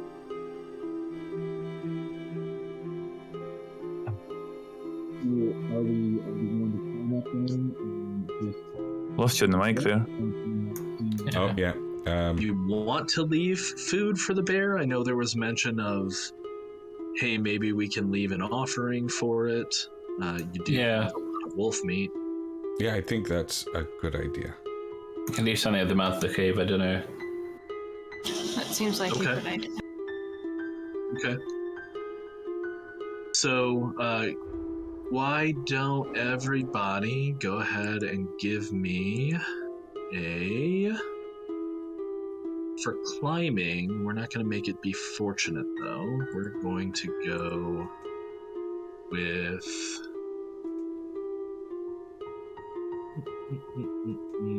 Yeah, we'll go with strong. Everybody give me strong rolls to climb. And if anybody does not get any 6s, we can spread those around. You're not going to die if you fail, although you may take an injury. God damn it. Okay. I rolled 2. And I didn't roll any, but we're going. So it sounds like nobody rolled any except for Croy. Is that right? No, getting off the ground at this rate. So, Croy, you're able to assist someone. Who do you want to give your extra 6 to?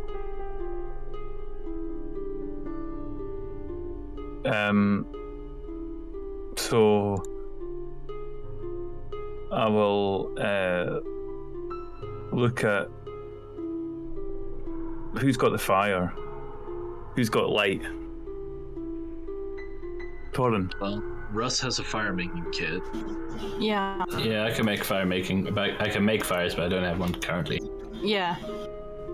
Have we got anything before we head up? Do we have anything for like a torch or firelight if we go into dark space? Well, I do. I have the rushlight. That rushlight I haven't used yet. Yeah. Let's get to the cave. Let's get to the dark place first.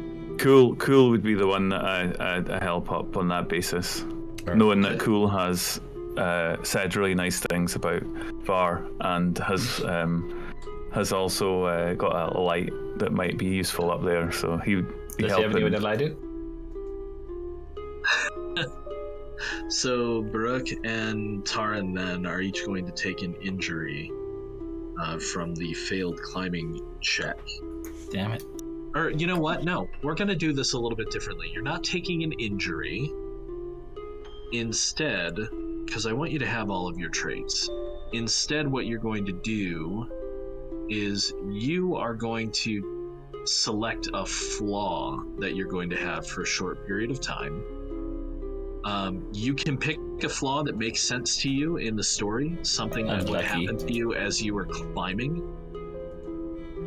If you pick a flaw that is connected to one of your traits, that will kind of interfere with that, so that's probably not something you wanted to do. So if you have brave, you don't really want to take, what is that, cautious? Why can't I read that? It's too small. Yeah, I took unlucky because that fits my entire evening so far. Yeah, for sure. So if unlucky comes up, I can potentially take a die away from you from something that you're doing while you have flaw. And definitely if there's a fortunate roll, you're not going to get your fortunate bonus. Okay. And instead the flaw will kick in. So you took unlucky. Russ, what is Taran afflicted with? I think probably ignorant, because I think she probably wasn't paying, like she just thought that she'd get up there no worries and just kind of was quite arrogant about it. Not really. And I think that's probably Okay. Yeah. Sounds good. So flaws can be handy for showing lingering things like that. So that's great. So everybody gets up. You perhaps one of you, either Var or Pool, assists in kind of pulling Baruch and Taran up into the cave once they get to that point. And you find yourself in a relatively small cave. I mean, it's probably large enough for 6 or 7 people to sleep in comfortably with a small fire. But it's certainly not a large enough space for your entire tribe. And there is the concern of climbing to this height as well. There doesn't appear to be it doesn't go any deeper. It's more of a niche, if you will, in the rock, as opposed to a cavern system, which might be beneficial. Certainly a decent place to camp and keep an eye on the cave with the bear in it.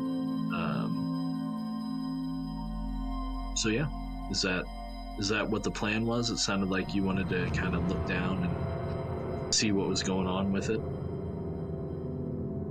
We can also see if there's any other routes that might lead up to these caves.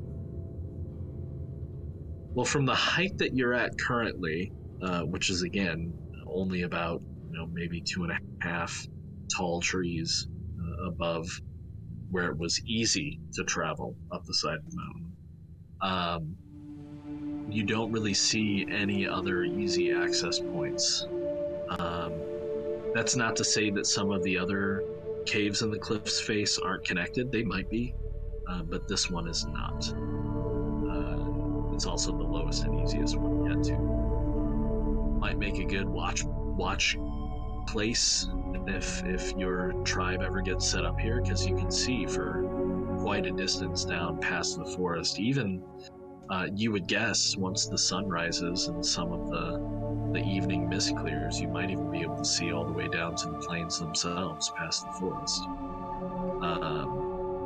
But right now it's kind of difficult to tell. It is getting darker.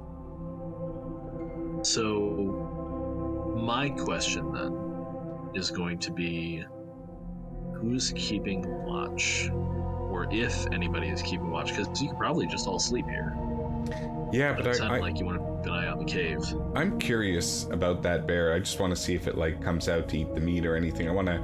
I don't think I don't know if I've ever seen a big white bear that was described to me by the wise gazelle and the aloof stag.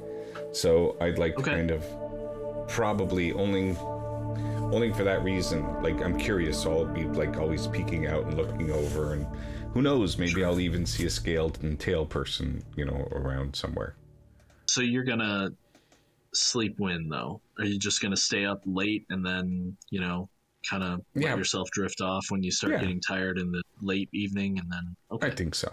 Yeah, when the exhaustion overtakes my curious nature. Sure. Anybody else taking a rest? Yeah, I'll take a share of the watch there. You could always try your spirit walking or whatever, because you might have some luck with it, like you did with the stag. Oh yeah, maybe. I mean, this is a higher place. Maybe there's something there. Yeah, I'd probably go ahead. Yeah, I mean, if you wanted to do that in the early evening and then maybe get sleep afterwards, it's certainly something you can attempt. Sure. Okay. So we'll get to that in a moment then. Is anybody going to keep... Well, like I said, are you all just gonna rest, being fairly safe in this niche in the side of the mountain, or what are the rest of you doing while Jake goes on another vision quest? Tarn will keep. You go. No, you go, Tom. No, it's alright. So Var basically tells some more stories in the echo. He enjoys the echo of the cave and the boom that it gives to his voice. And then he says to Cool, if you see the bear, just kick me, wake me. I'll be right here. And he leans against the side of the cave behind, close to the entrance, so that Cool would be able to just, wake him if the bear appears, because he wants to see it. But then he just leans up and pulls his wolf skin and his robe around him and just dozes off to sleep. Russ? Tarn would probably keep watch if somebody wakes her up for it, but if no one tells her to, she's just gonna go to sleep. Alright, Barra could keep watch. I think he'll tinker with his broken antler stake. Yeah, I mean, if that's actually a really good point. I mean, Tarn, well, all three of you, Jake obviously is going to be doing his thing, but the three of you, if you feel relatively safe here, you could take some time in the evening to try to repair one of your damaged items with some of the basic tools that you have available to you. So, Lloyd, I'd go ahead and roll your wise first to see if you can get a bonus for that. Sure, what's it? I mean, we know you're probably going to fail, but it wouldn't hurt to try. Hey, I got one success.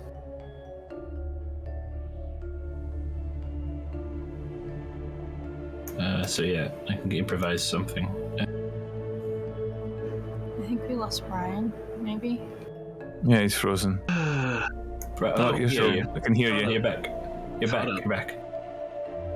Okay, so there was one success on the wise check to jerry rig something. Yeah, great. And so now you will get a tool die to repair something that you wanted to work on. Yeah, that'll be my broken horn stake. Sure. Would that be another wise roll? I can't remember. I think. No, it's dexterous. Oh, dexterous. That was one. And then Taran and Var can also try to do something. God damn it. Even though you have a wolf tunic for Var, you could also still potentially repair your stone and bark breastplate. There's successes, and I broke my improvised tool. Just the worst luck. Okay. It's not my night.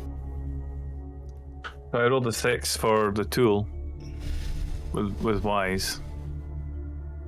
Oh no, sorry. That's just something that Lloyd can do. Oh, okay. Yeah, because I can case, improvise. I've prepared. Tool. Yeah. Oh, you can do it specially. Okay. Well, I've worked on my chest piece and undone the damage that the wolf did to it. If that's possible.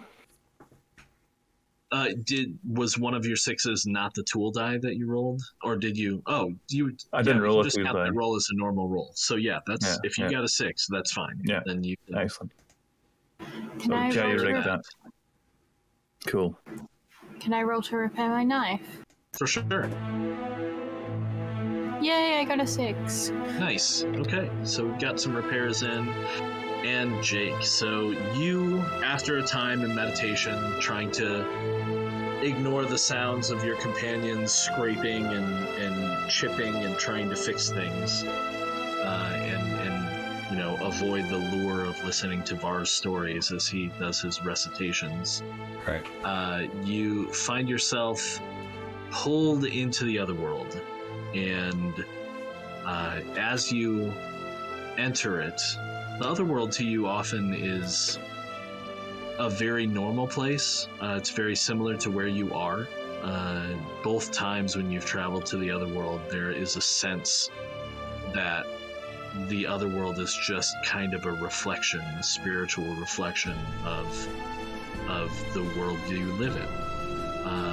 However, this time, as you enter the other world, the first thing that you recognize is that it's unbearably hot, which is strange because you normally don't detect the temperature while you're in the other world. And as you lean out of your cave, where you see just kind of ghostly reflections of your companions as they go about their business, and you look down, you can see that flowing out of the larger cave mouth, where you assume that the bear is making its lair, there is a river of red and heat and just flowing.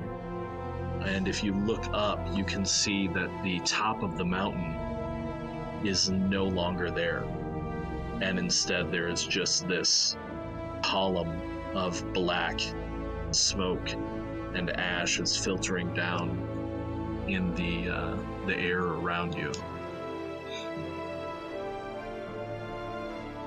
I'm gonna go, hello, wise gazelle, aloof stag, are you here? There's no response. Friends, have I ever gone to this other place and there's been no friend to talk to me? Yeah, Okay. It's happened. Okay. But you do also know that sometimes there are reflections of things, and so if you want to investigate, you'll have to move. The good news is in the other world, movement is not the same as it is in the world you live in. You could very easily kind of float down the edge of the cliff and go check out the cave mouth and see if there's anything of interest there. Oh, okay, guys. You guys can take coffee and tea because there's going to be a long time coming now. Yeah, They can't hear you. I'm going down definitely to see the mouth of the cave and to see a bear. I mean, if I've been able to go see things like this without being hurt in this world, then yes, definitely. In your experience, yeah. So as you drift down, you can see that the river is not water, but it's also not blood.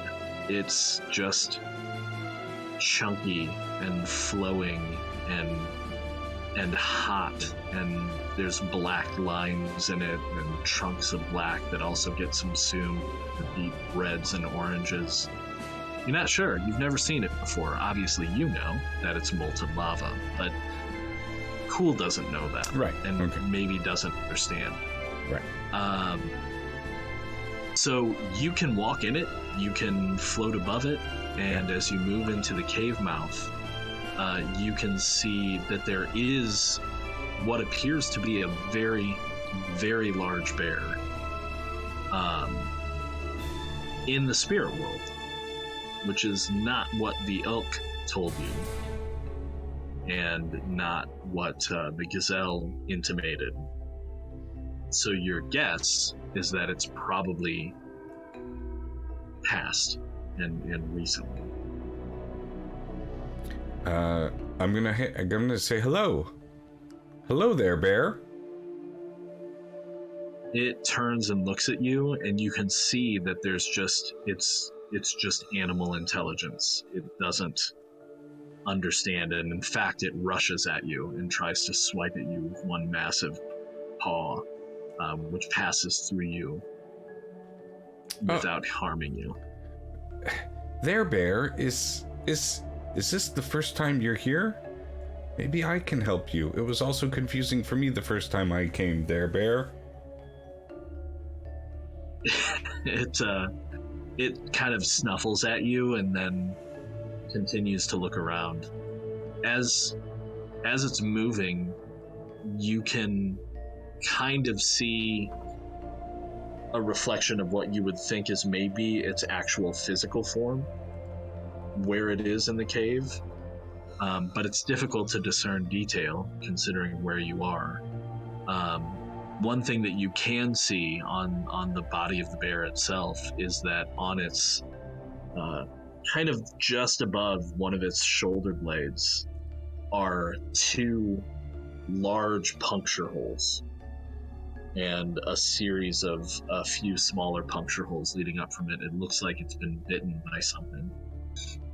Oh my god. What could bite at a bear? I'm gonna go and the examine only thing you've seen in the past that looks similar to that is a snake bite. That one of the younger children in the camp was bitten by a rattler on the plains, and they were treated, but it left the mark of those two very large punctures, followed by smaller punctures, receding from it. Oh, but this is larger. There can't possibly be a snake that large. No. To have bitten this bear.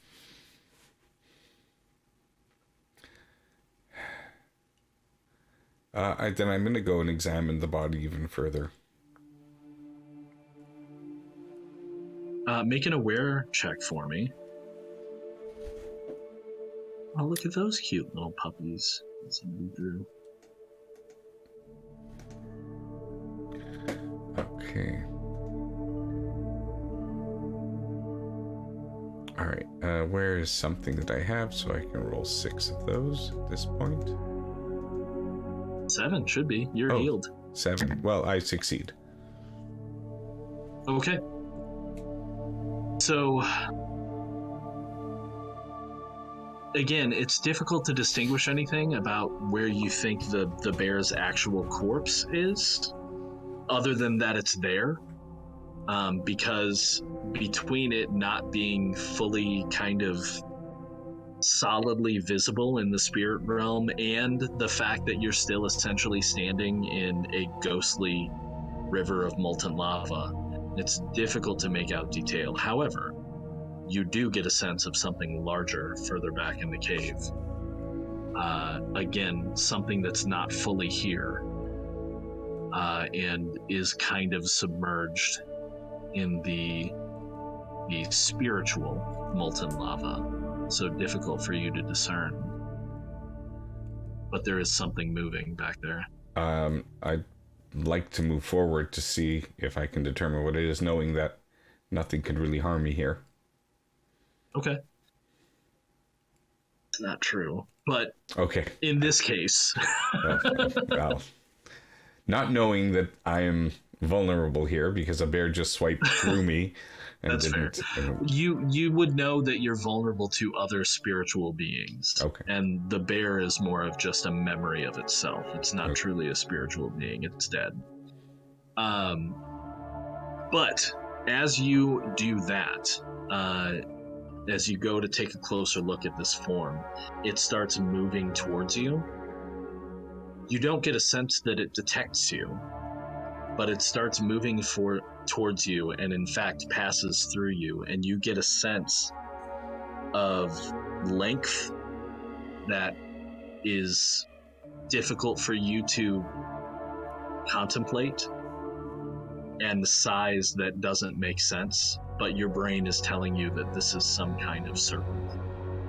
Now, the rest of you still at this point are still alive. We'll say you do hear something that sounds strange from outside the cave, and if any of you want to look, then I can describe for you what appears outside of the cave. Why not? So you left some meat down there, and after it likely finished its meal of what it had made in the cave itself, it was drawn by the scent from outside the cave.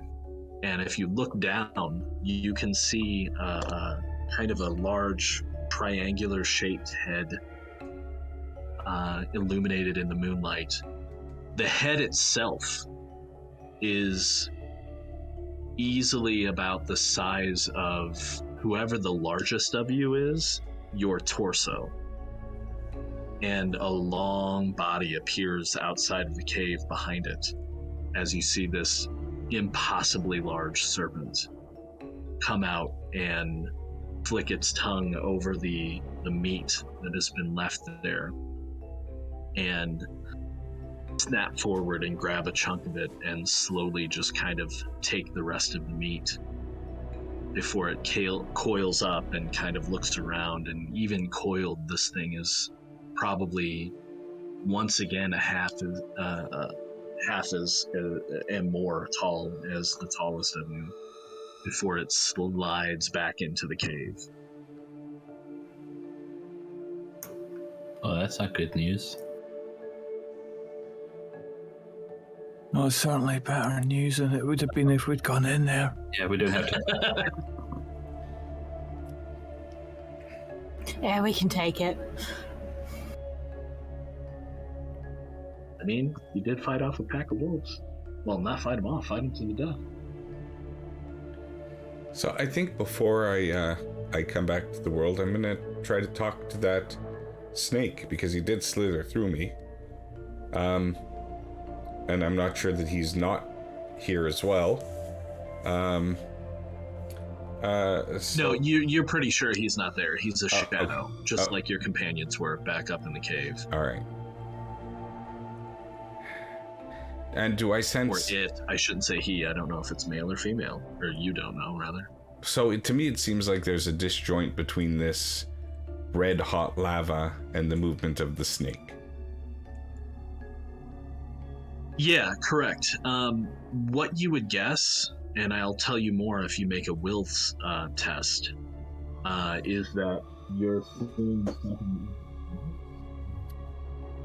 Oh, sorry, we may have lost you a bit. You lost me again? Your audio. You're back. You're back. Oh, okay. Yeah, if you want to give me a will test, I might be able to tell you more, but Okay. I would say that as you're looking at the lava, you're thinking that you're seeing something that was or something that will be. Okay. I may want to try to follow the lava down, but I have no will, so that would make it 5. Is it 5 or 6? 6 dice. 6 dice, okay. You should be, you're healed, so you should have a total of 6 traits right now, so 6 dice. Okay. Oh, that's right, because we got the extra trait, so that actually...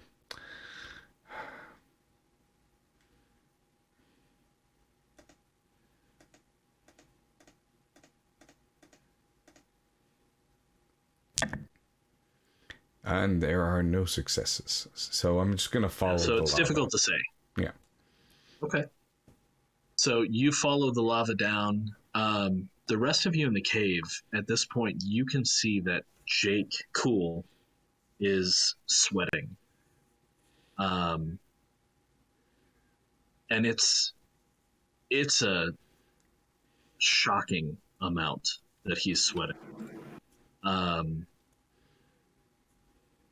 Although it is warmer here, closer to the cave mouth, strangely, than it has been on the slopes of the mountain for the past day and a half.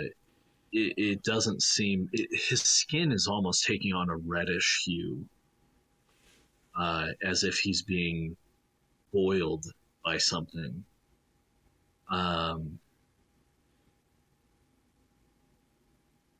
So... yeah, that's what you see. Let me know if you want to do anything about it. Jake, as you follow the river of lava down into the mountain, you do start to feel a little bit uncomfortable. Just a little bit. Just a little, like, Like, have you ever had, like, a friction burn? Oh, yeah. Yeah. Okay, so you start to feel like that, but all over your body. As you're following this river of lava deeper. And it's hot and it's uncomfortable. But as you follow it down, the first thing that you see of note is a clearly, and you see this in the kind of red and dark lighting of the molten lava itself, but you see the remains of a gate, a stone portal that's probably the height of a tree and the width of 10 men standing shoulder to shoulder. And it appears to have been broken open from the inside. As you look at the panels on the stone doorway, there are depictions of people that you would now know as the people of scales and tails, doing various things, crafting and building and hunting and, you know, doing things that your people do. And behind all of it, kind of split between the two doorways, if you bother to look at each one, there is this depiction of a large cavern with some kind of not mountain behind all the activities that the people are engaged in. The mountain itself, and I'll draw this on the screen, the way it's depicted is something like, come on, draw, there we go. Something like this.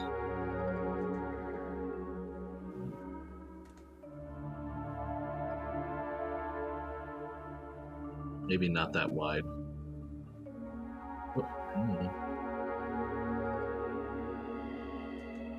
And there seems to be some kind of stairway going up the center of it.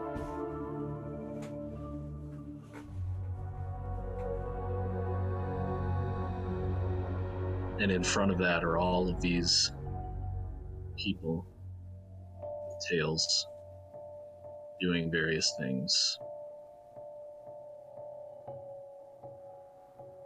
That's awful. Ooh, I don't even know what that is, but that's maybe one of those people. But you get the idea.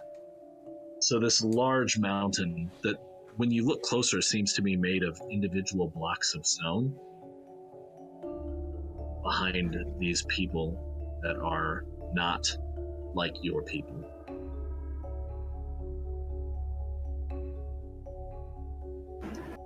And you're starting to feel really uncomfortable. And I don't see any others there, right? So, Nope.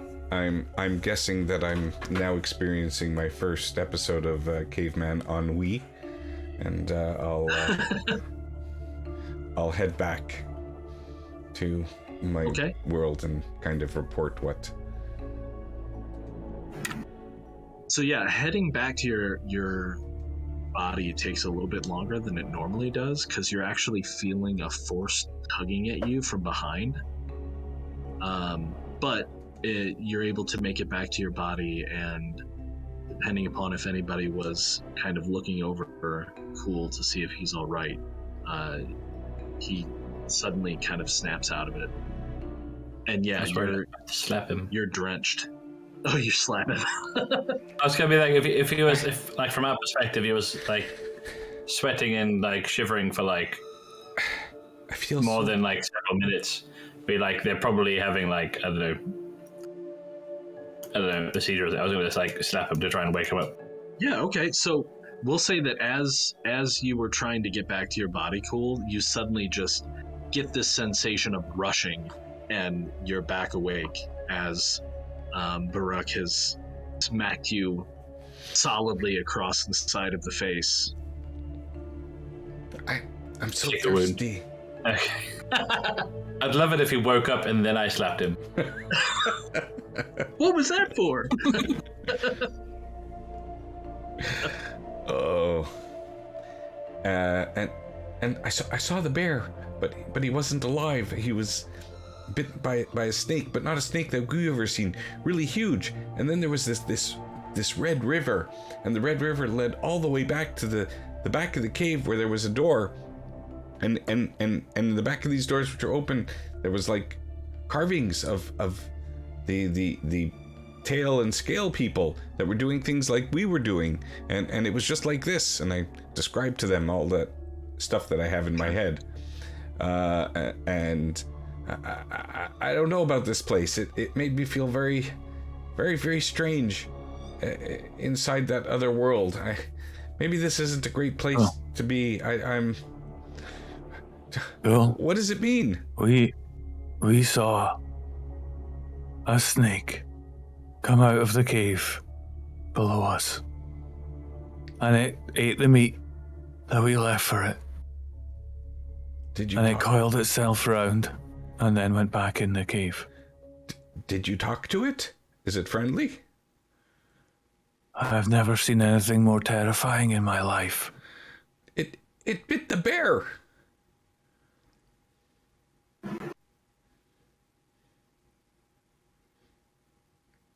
Just a stunned silence. And what did it do to the bear? It bit it in the shoulder. Poison? It left these like marks in it. We don't have to worry about the bear anymore. But the bear wasn't very smart. He didn't talk to me. He tried to attack me, but he didn't either. His paw went through me. And it was hot. I don't usually notice how hot things are when I go there. This was uncomfortably hot. Maybe this place is. I really wish there was a close. button I could press to make all of your screens shake. That would be amazing. But there's a massive tremor that happens again in the moment. And as Cool is telling the story, every time you say anything about the mountain and the river, it seems like the mountain itself is responding to you with another tremor. And rocks are falling. That's not good.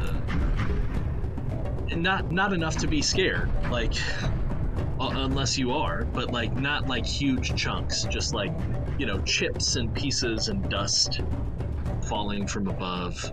Maybe a small little bit of a stalactite drops in the little cavern that you're in. Are mountains supposed to do this? No. Do I know? But whatever you're doing, we maybe should stop because it seems to be angry in the mountain. It's probably fine. So, out of all of you, I think Ruck is probably old enough and has been around long enough to know what a volcano is. Yeah. I don't know that everyone else will have experienced one in their lifetime, and it's not something that everybody, it's not like there's scholarly study of geology. No, but generally there's tremors and then something very bad happens. Yeah, and so you may have actually seen a volcano at a distance at some point in your life, because this is a geologically active continent. That, maybe obviously you don't know it as a volcano, but maybe that, sometimes mountains explode. It's very rare, but sometimes they do, and you don't want to be close. Yeah, this happened once when I was younger. Like, there were many earthquakes, and then fire erupted from the mountain. If this mountain is smoking and it started shaking, then it must be soon it'll breathe its fire. I like that. Yeah, breathe fire. We should get out of here then?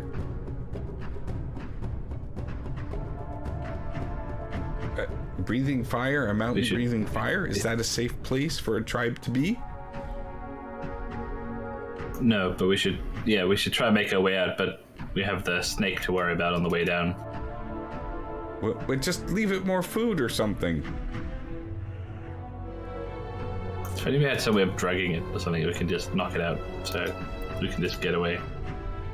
Is it still But coiled? we do have more wolf meat, and we do have enough meat to get back, so we can carry on our search somewhere else for a safe place for the tribe. Somewhere else. And you saw the doors. Cool. The doors that you were gifted a vision of.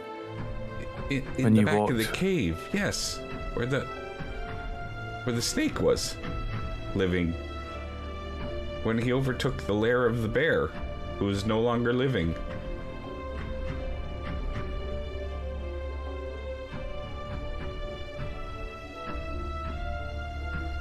And he said it was hot. The mountain's breath. The mountain's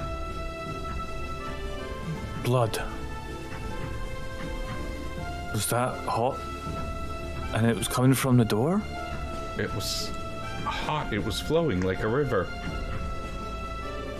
Yeah, and there definitely was a wind coming from below, from beyond the door, with the river.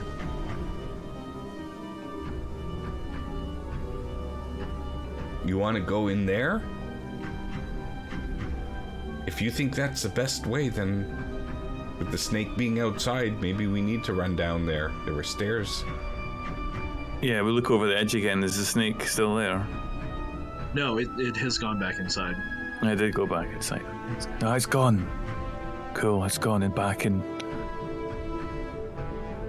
maybe we don't need to worry about the bear anymore? That's what my vision says. We also saw the snake going back into the cave. It didn't seem to be worried about the bear either.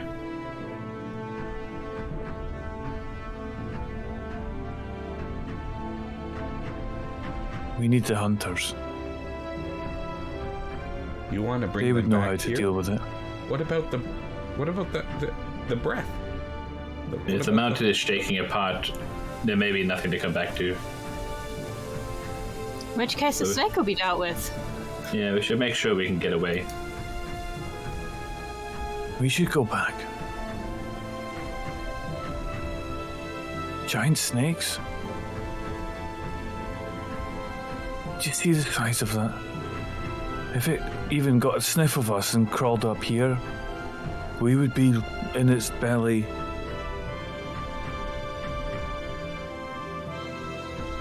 And yeah, you actually see Var just... He normally looks pretty withdrawn and kind of vacant, but you see him just... He's gone... yeah, his eyes are just wide open in the dark, against the moonlight, and his mouth is just sort of agape. He looks unsettled, like you've not seen him before. All right. So what are we gonna do? Are we gonna head home? Yeah, we're gonna try and get down. This mountain is not safe. Yeah, it is not safe, and we should try and see if we can get past the snake everywhere and to get its attention on the way out. Good. So are you gonna go now, or are you gonna wait until morning? Give everybody some sleep. Can we get back? Is there enough space at the back of the niche to actually feel like the snake wouldn't be able to get at us? Well, your climb was pretty sheer, so I know that there are tree-going snakes, but from all of your experiences with snakes, I would say especially on the plains, yeah, you've never seen a snake climb something, let alone almost sheer rock face. Yeah.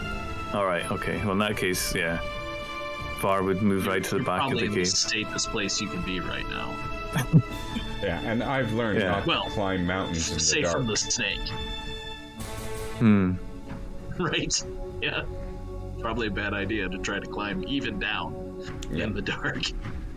And I'm very thirsty. All right, so I hope I see you in the morning. yeah, hopefully somebody has some water in their gourd left. Yeah, I think I'll forego the stories tonight. Yeah. Var. Don't be insulted. Sleep lightly. A little shaken.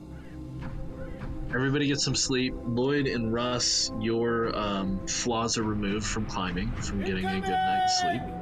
So those didn't come into play. I feel like it's still night. No, again, you got a full night's sleep. But that removes an injury or a flaw. Oh well, sure, yeah. Your overall unfortunateness might still come into play. We'll certainly see. So you're gonna try and climb down and head back in the morning.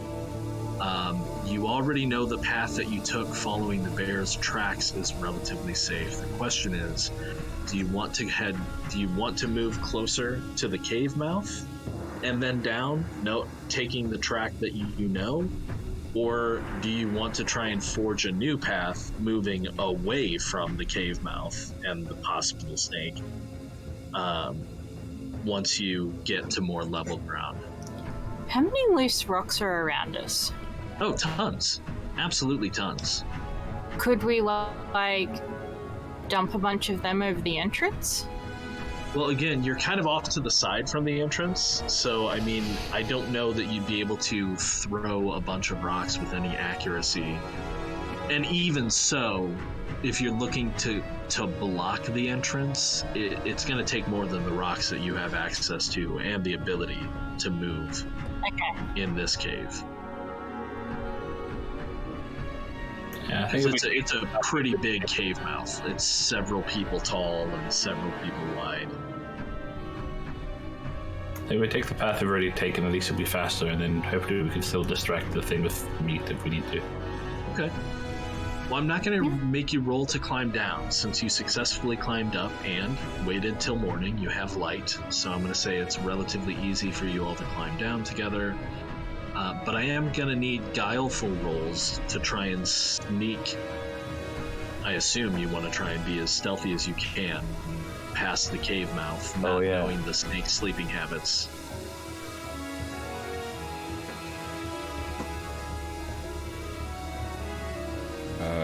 Guileful. Mm-hmm. Oh, guileful. So that for me is only success. 5. Right. I got one success. Us, Lloyd, down to Jake. Or fail. I have 1 success too. Oh, all right. Everybody got 1 success. So No. you success. Oh, I thought you did, Croy. No, I rolled and I got no 6s. Oh, maybe somebody rolled did an anybody extra get 6. 2 6s? I only got 1. No, none of us. I only got 1. But you know what? As I changed said, dramatically since the start. there is a story here to be told. And as I see Var, my hero, the one who teaches me everything, my mentor, slipping and falling, I am going to aid him, and in doing so, he will get down successfully, and I will have fallen. Well, no. It's being This sneaky, wasn't not fun. climbing. This is being sneaky. Oh, guile. So, Okay. unfortunately, Okay. with one of you failing, you do see, or rather hear, as you're trying to stealthily move away from the cave mouth, you hear that kind of telltale scraping slash rustling of scales a meat. on the ground Yes. behind you. Who's carrying the extra wolf meat, by the way? That's an important point I'll need to know in a second. Maybe it was Var. Yeah. So, Var's quite I'm strong. gonna need everybody to make aware tests.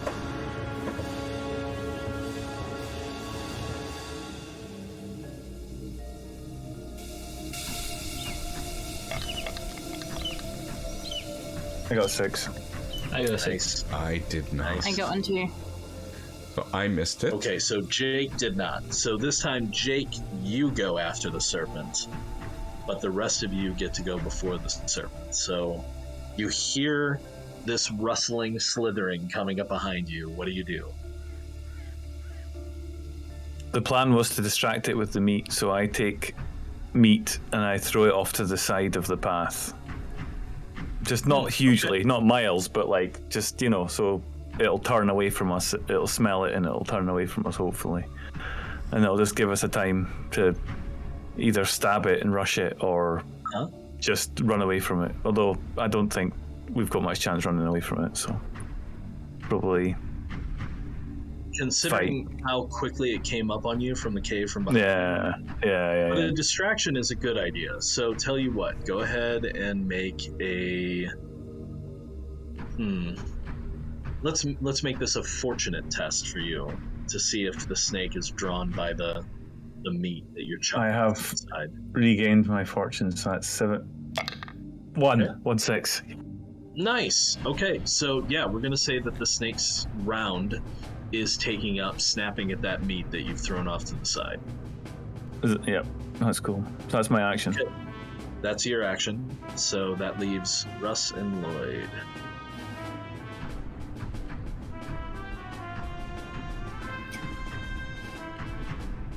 I guess I'm gonna. Well, I've seen it eat the meat. Does it like? Yeah. Well, like you see, as Croy throws the meat off to the side, you see its big old shovel head just kind of follow and track where the meat has gone. So you're assuming it's going to go for it. Yeah, I might just try and carry on sneaking, because like the meat wasn't there. Yeah. Arrowhead. I'm on that. Like, I got nothing I can do that wouldn't like distract it from the meat or get its attention. Yeah. But true. But this thing moves pretty quickly. I don't know. It might be a good idea to get some strikes in while you can, while it's distracted. But if you want to continue to move away quickly, yes, you can, and we'll go into kind of like a chase mechanic. Yeah, I think we were gonna try and just get away. Like, Okay. did anyone Yeah, want to fight it? if you don't want to? I mean, I'll stab it if I need to, but I think running is probably the better option here. Okay. So let's see. So the For slowest. running. Yeah, the slowest of you might be in trouble. Yeah. But we'll see what happens. So the meat has been thrown to the side. The snake is distracted. Let's go ahead and make.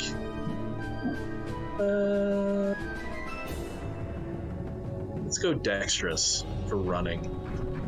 Unless you can come up with a trait that you can explain better. I feel like agile could be a good one. Oh yeah, agile What? would be good for sure. Yeah. Mm-hmm. I got 1 6. Okay. I got a 6-2. Okay. Let me know if you get more than 1 6. If either. I got of 2 you 6s. do. We got 2. Jake, you can roll as well. I go after Because the the snake, snakes- though. Yeah, but the snake is going after the meat this turn. Ah, okay. So I'm gonna need. Yeah. All right, fair enough. So then, Agile. Okay. I succeed. How many sixes? Just one? One. Yes. Okay. So, you all start. Var Are did we get trying to an be extra stealthy or are we success. just running? I think it's trying to be stealthy. Yeah. Try to draw as little attention as possible, I guess. But you are If moving it doesn't work, we're just gonna. quickly away as you can. Yeah. Yeah, no, that's fine. So let's go with one more round from the four of you to try and get some distance, and we'll see if the snake loses interest. So again, another agile test. Tell me how many sixes you roll. Roy is currently in the lead despite having drawn the snake's ire. Let's go 1 6 again. Okay. No, Didn't get any. I failed. Failure. And Jake, you failed as well? I did. Okay. So here's where we roll for the snake. Snake gets none. He's gonna lose interest.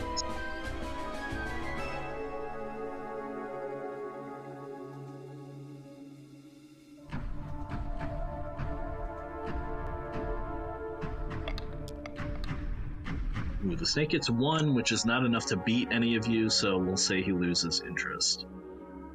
So yeah, he wolfs down the meat that you've thrown to the side, Croy, to make up for not being super stealthy, and you all start moving away, and it just does not sound like it's following you. Oh. Well, this'll be a challenge for the hunters. They should enjoy this one. So as you travel down the mountainside, back through the forest, gathering what little you need on the way back, because you have lost some of your meat, but you still had a significant amount of nuts and berries. Still have some of your tools about you. About a day or so it takes you to reach the plain. You could potentially camp in the wolf's den again to have some shelter if anything comes upon you, but you're undisturbed as you then move out of the forest and onto the plains, and it takes another few days to catch up to the rest of your tribe.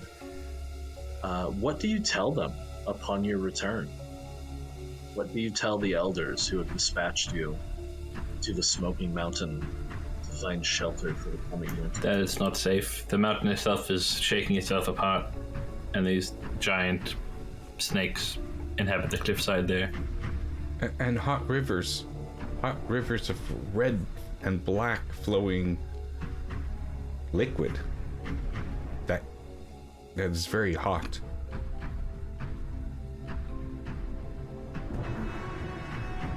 Also, big snake. Did we mention the big snake? Big snake. Right? I feel we shouldn't under mention the big snake.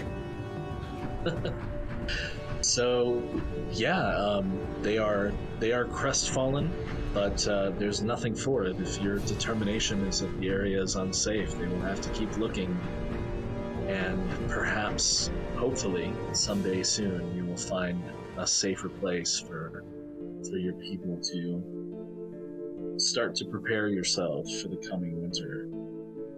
And that is that.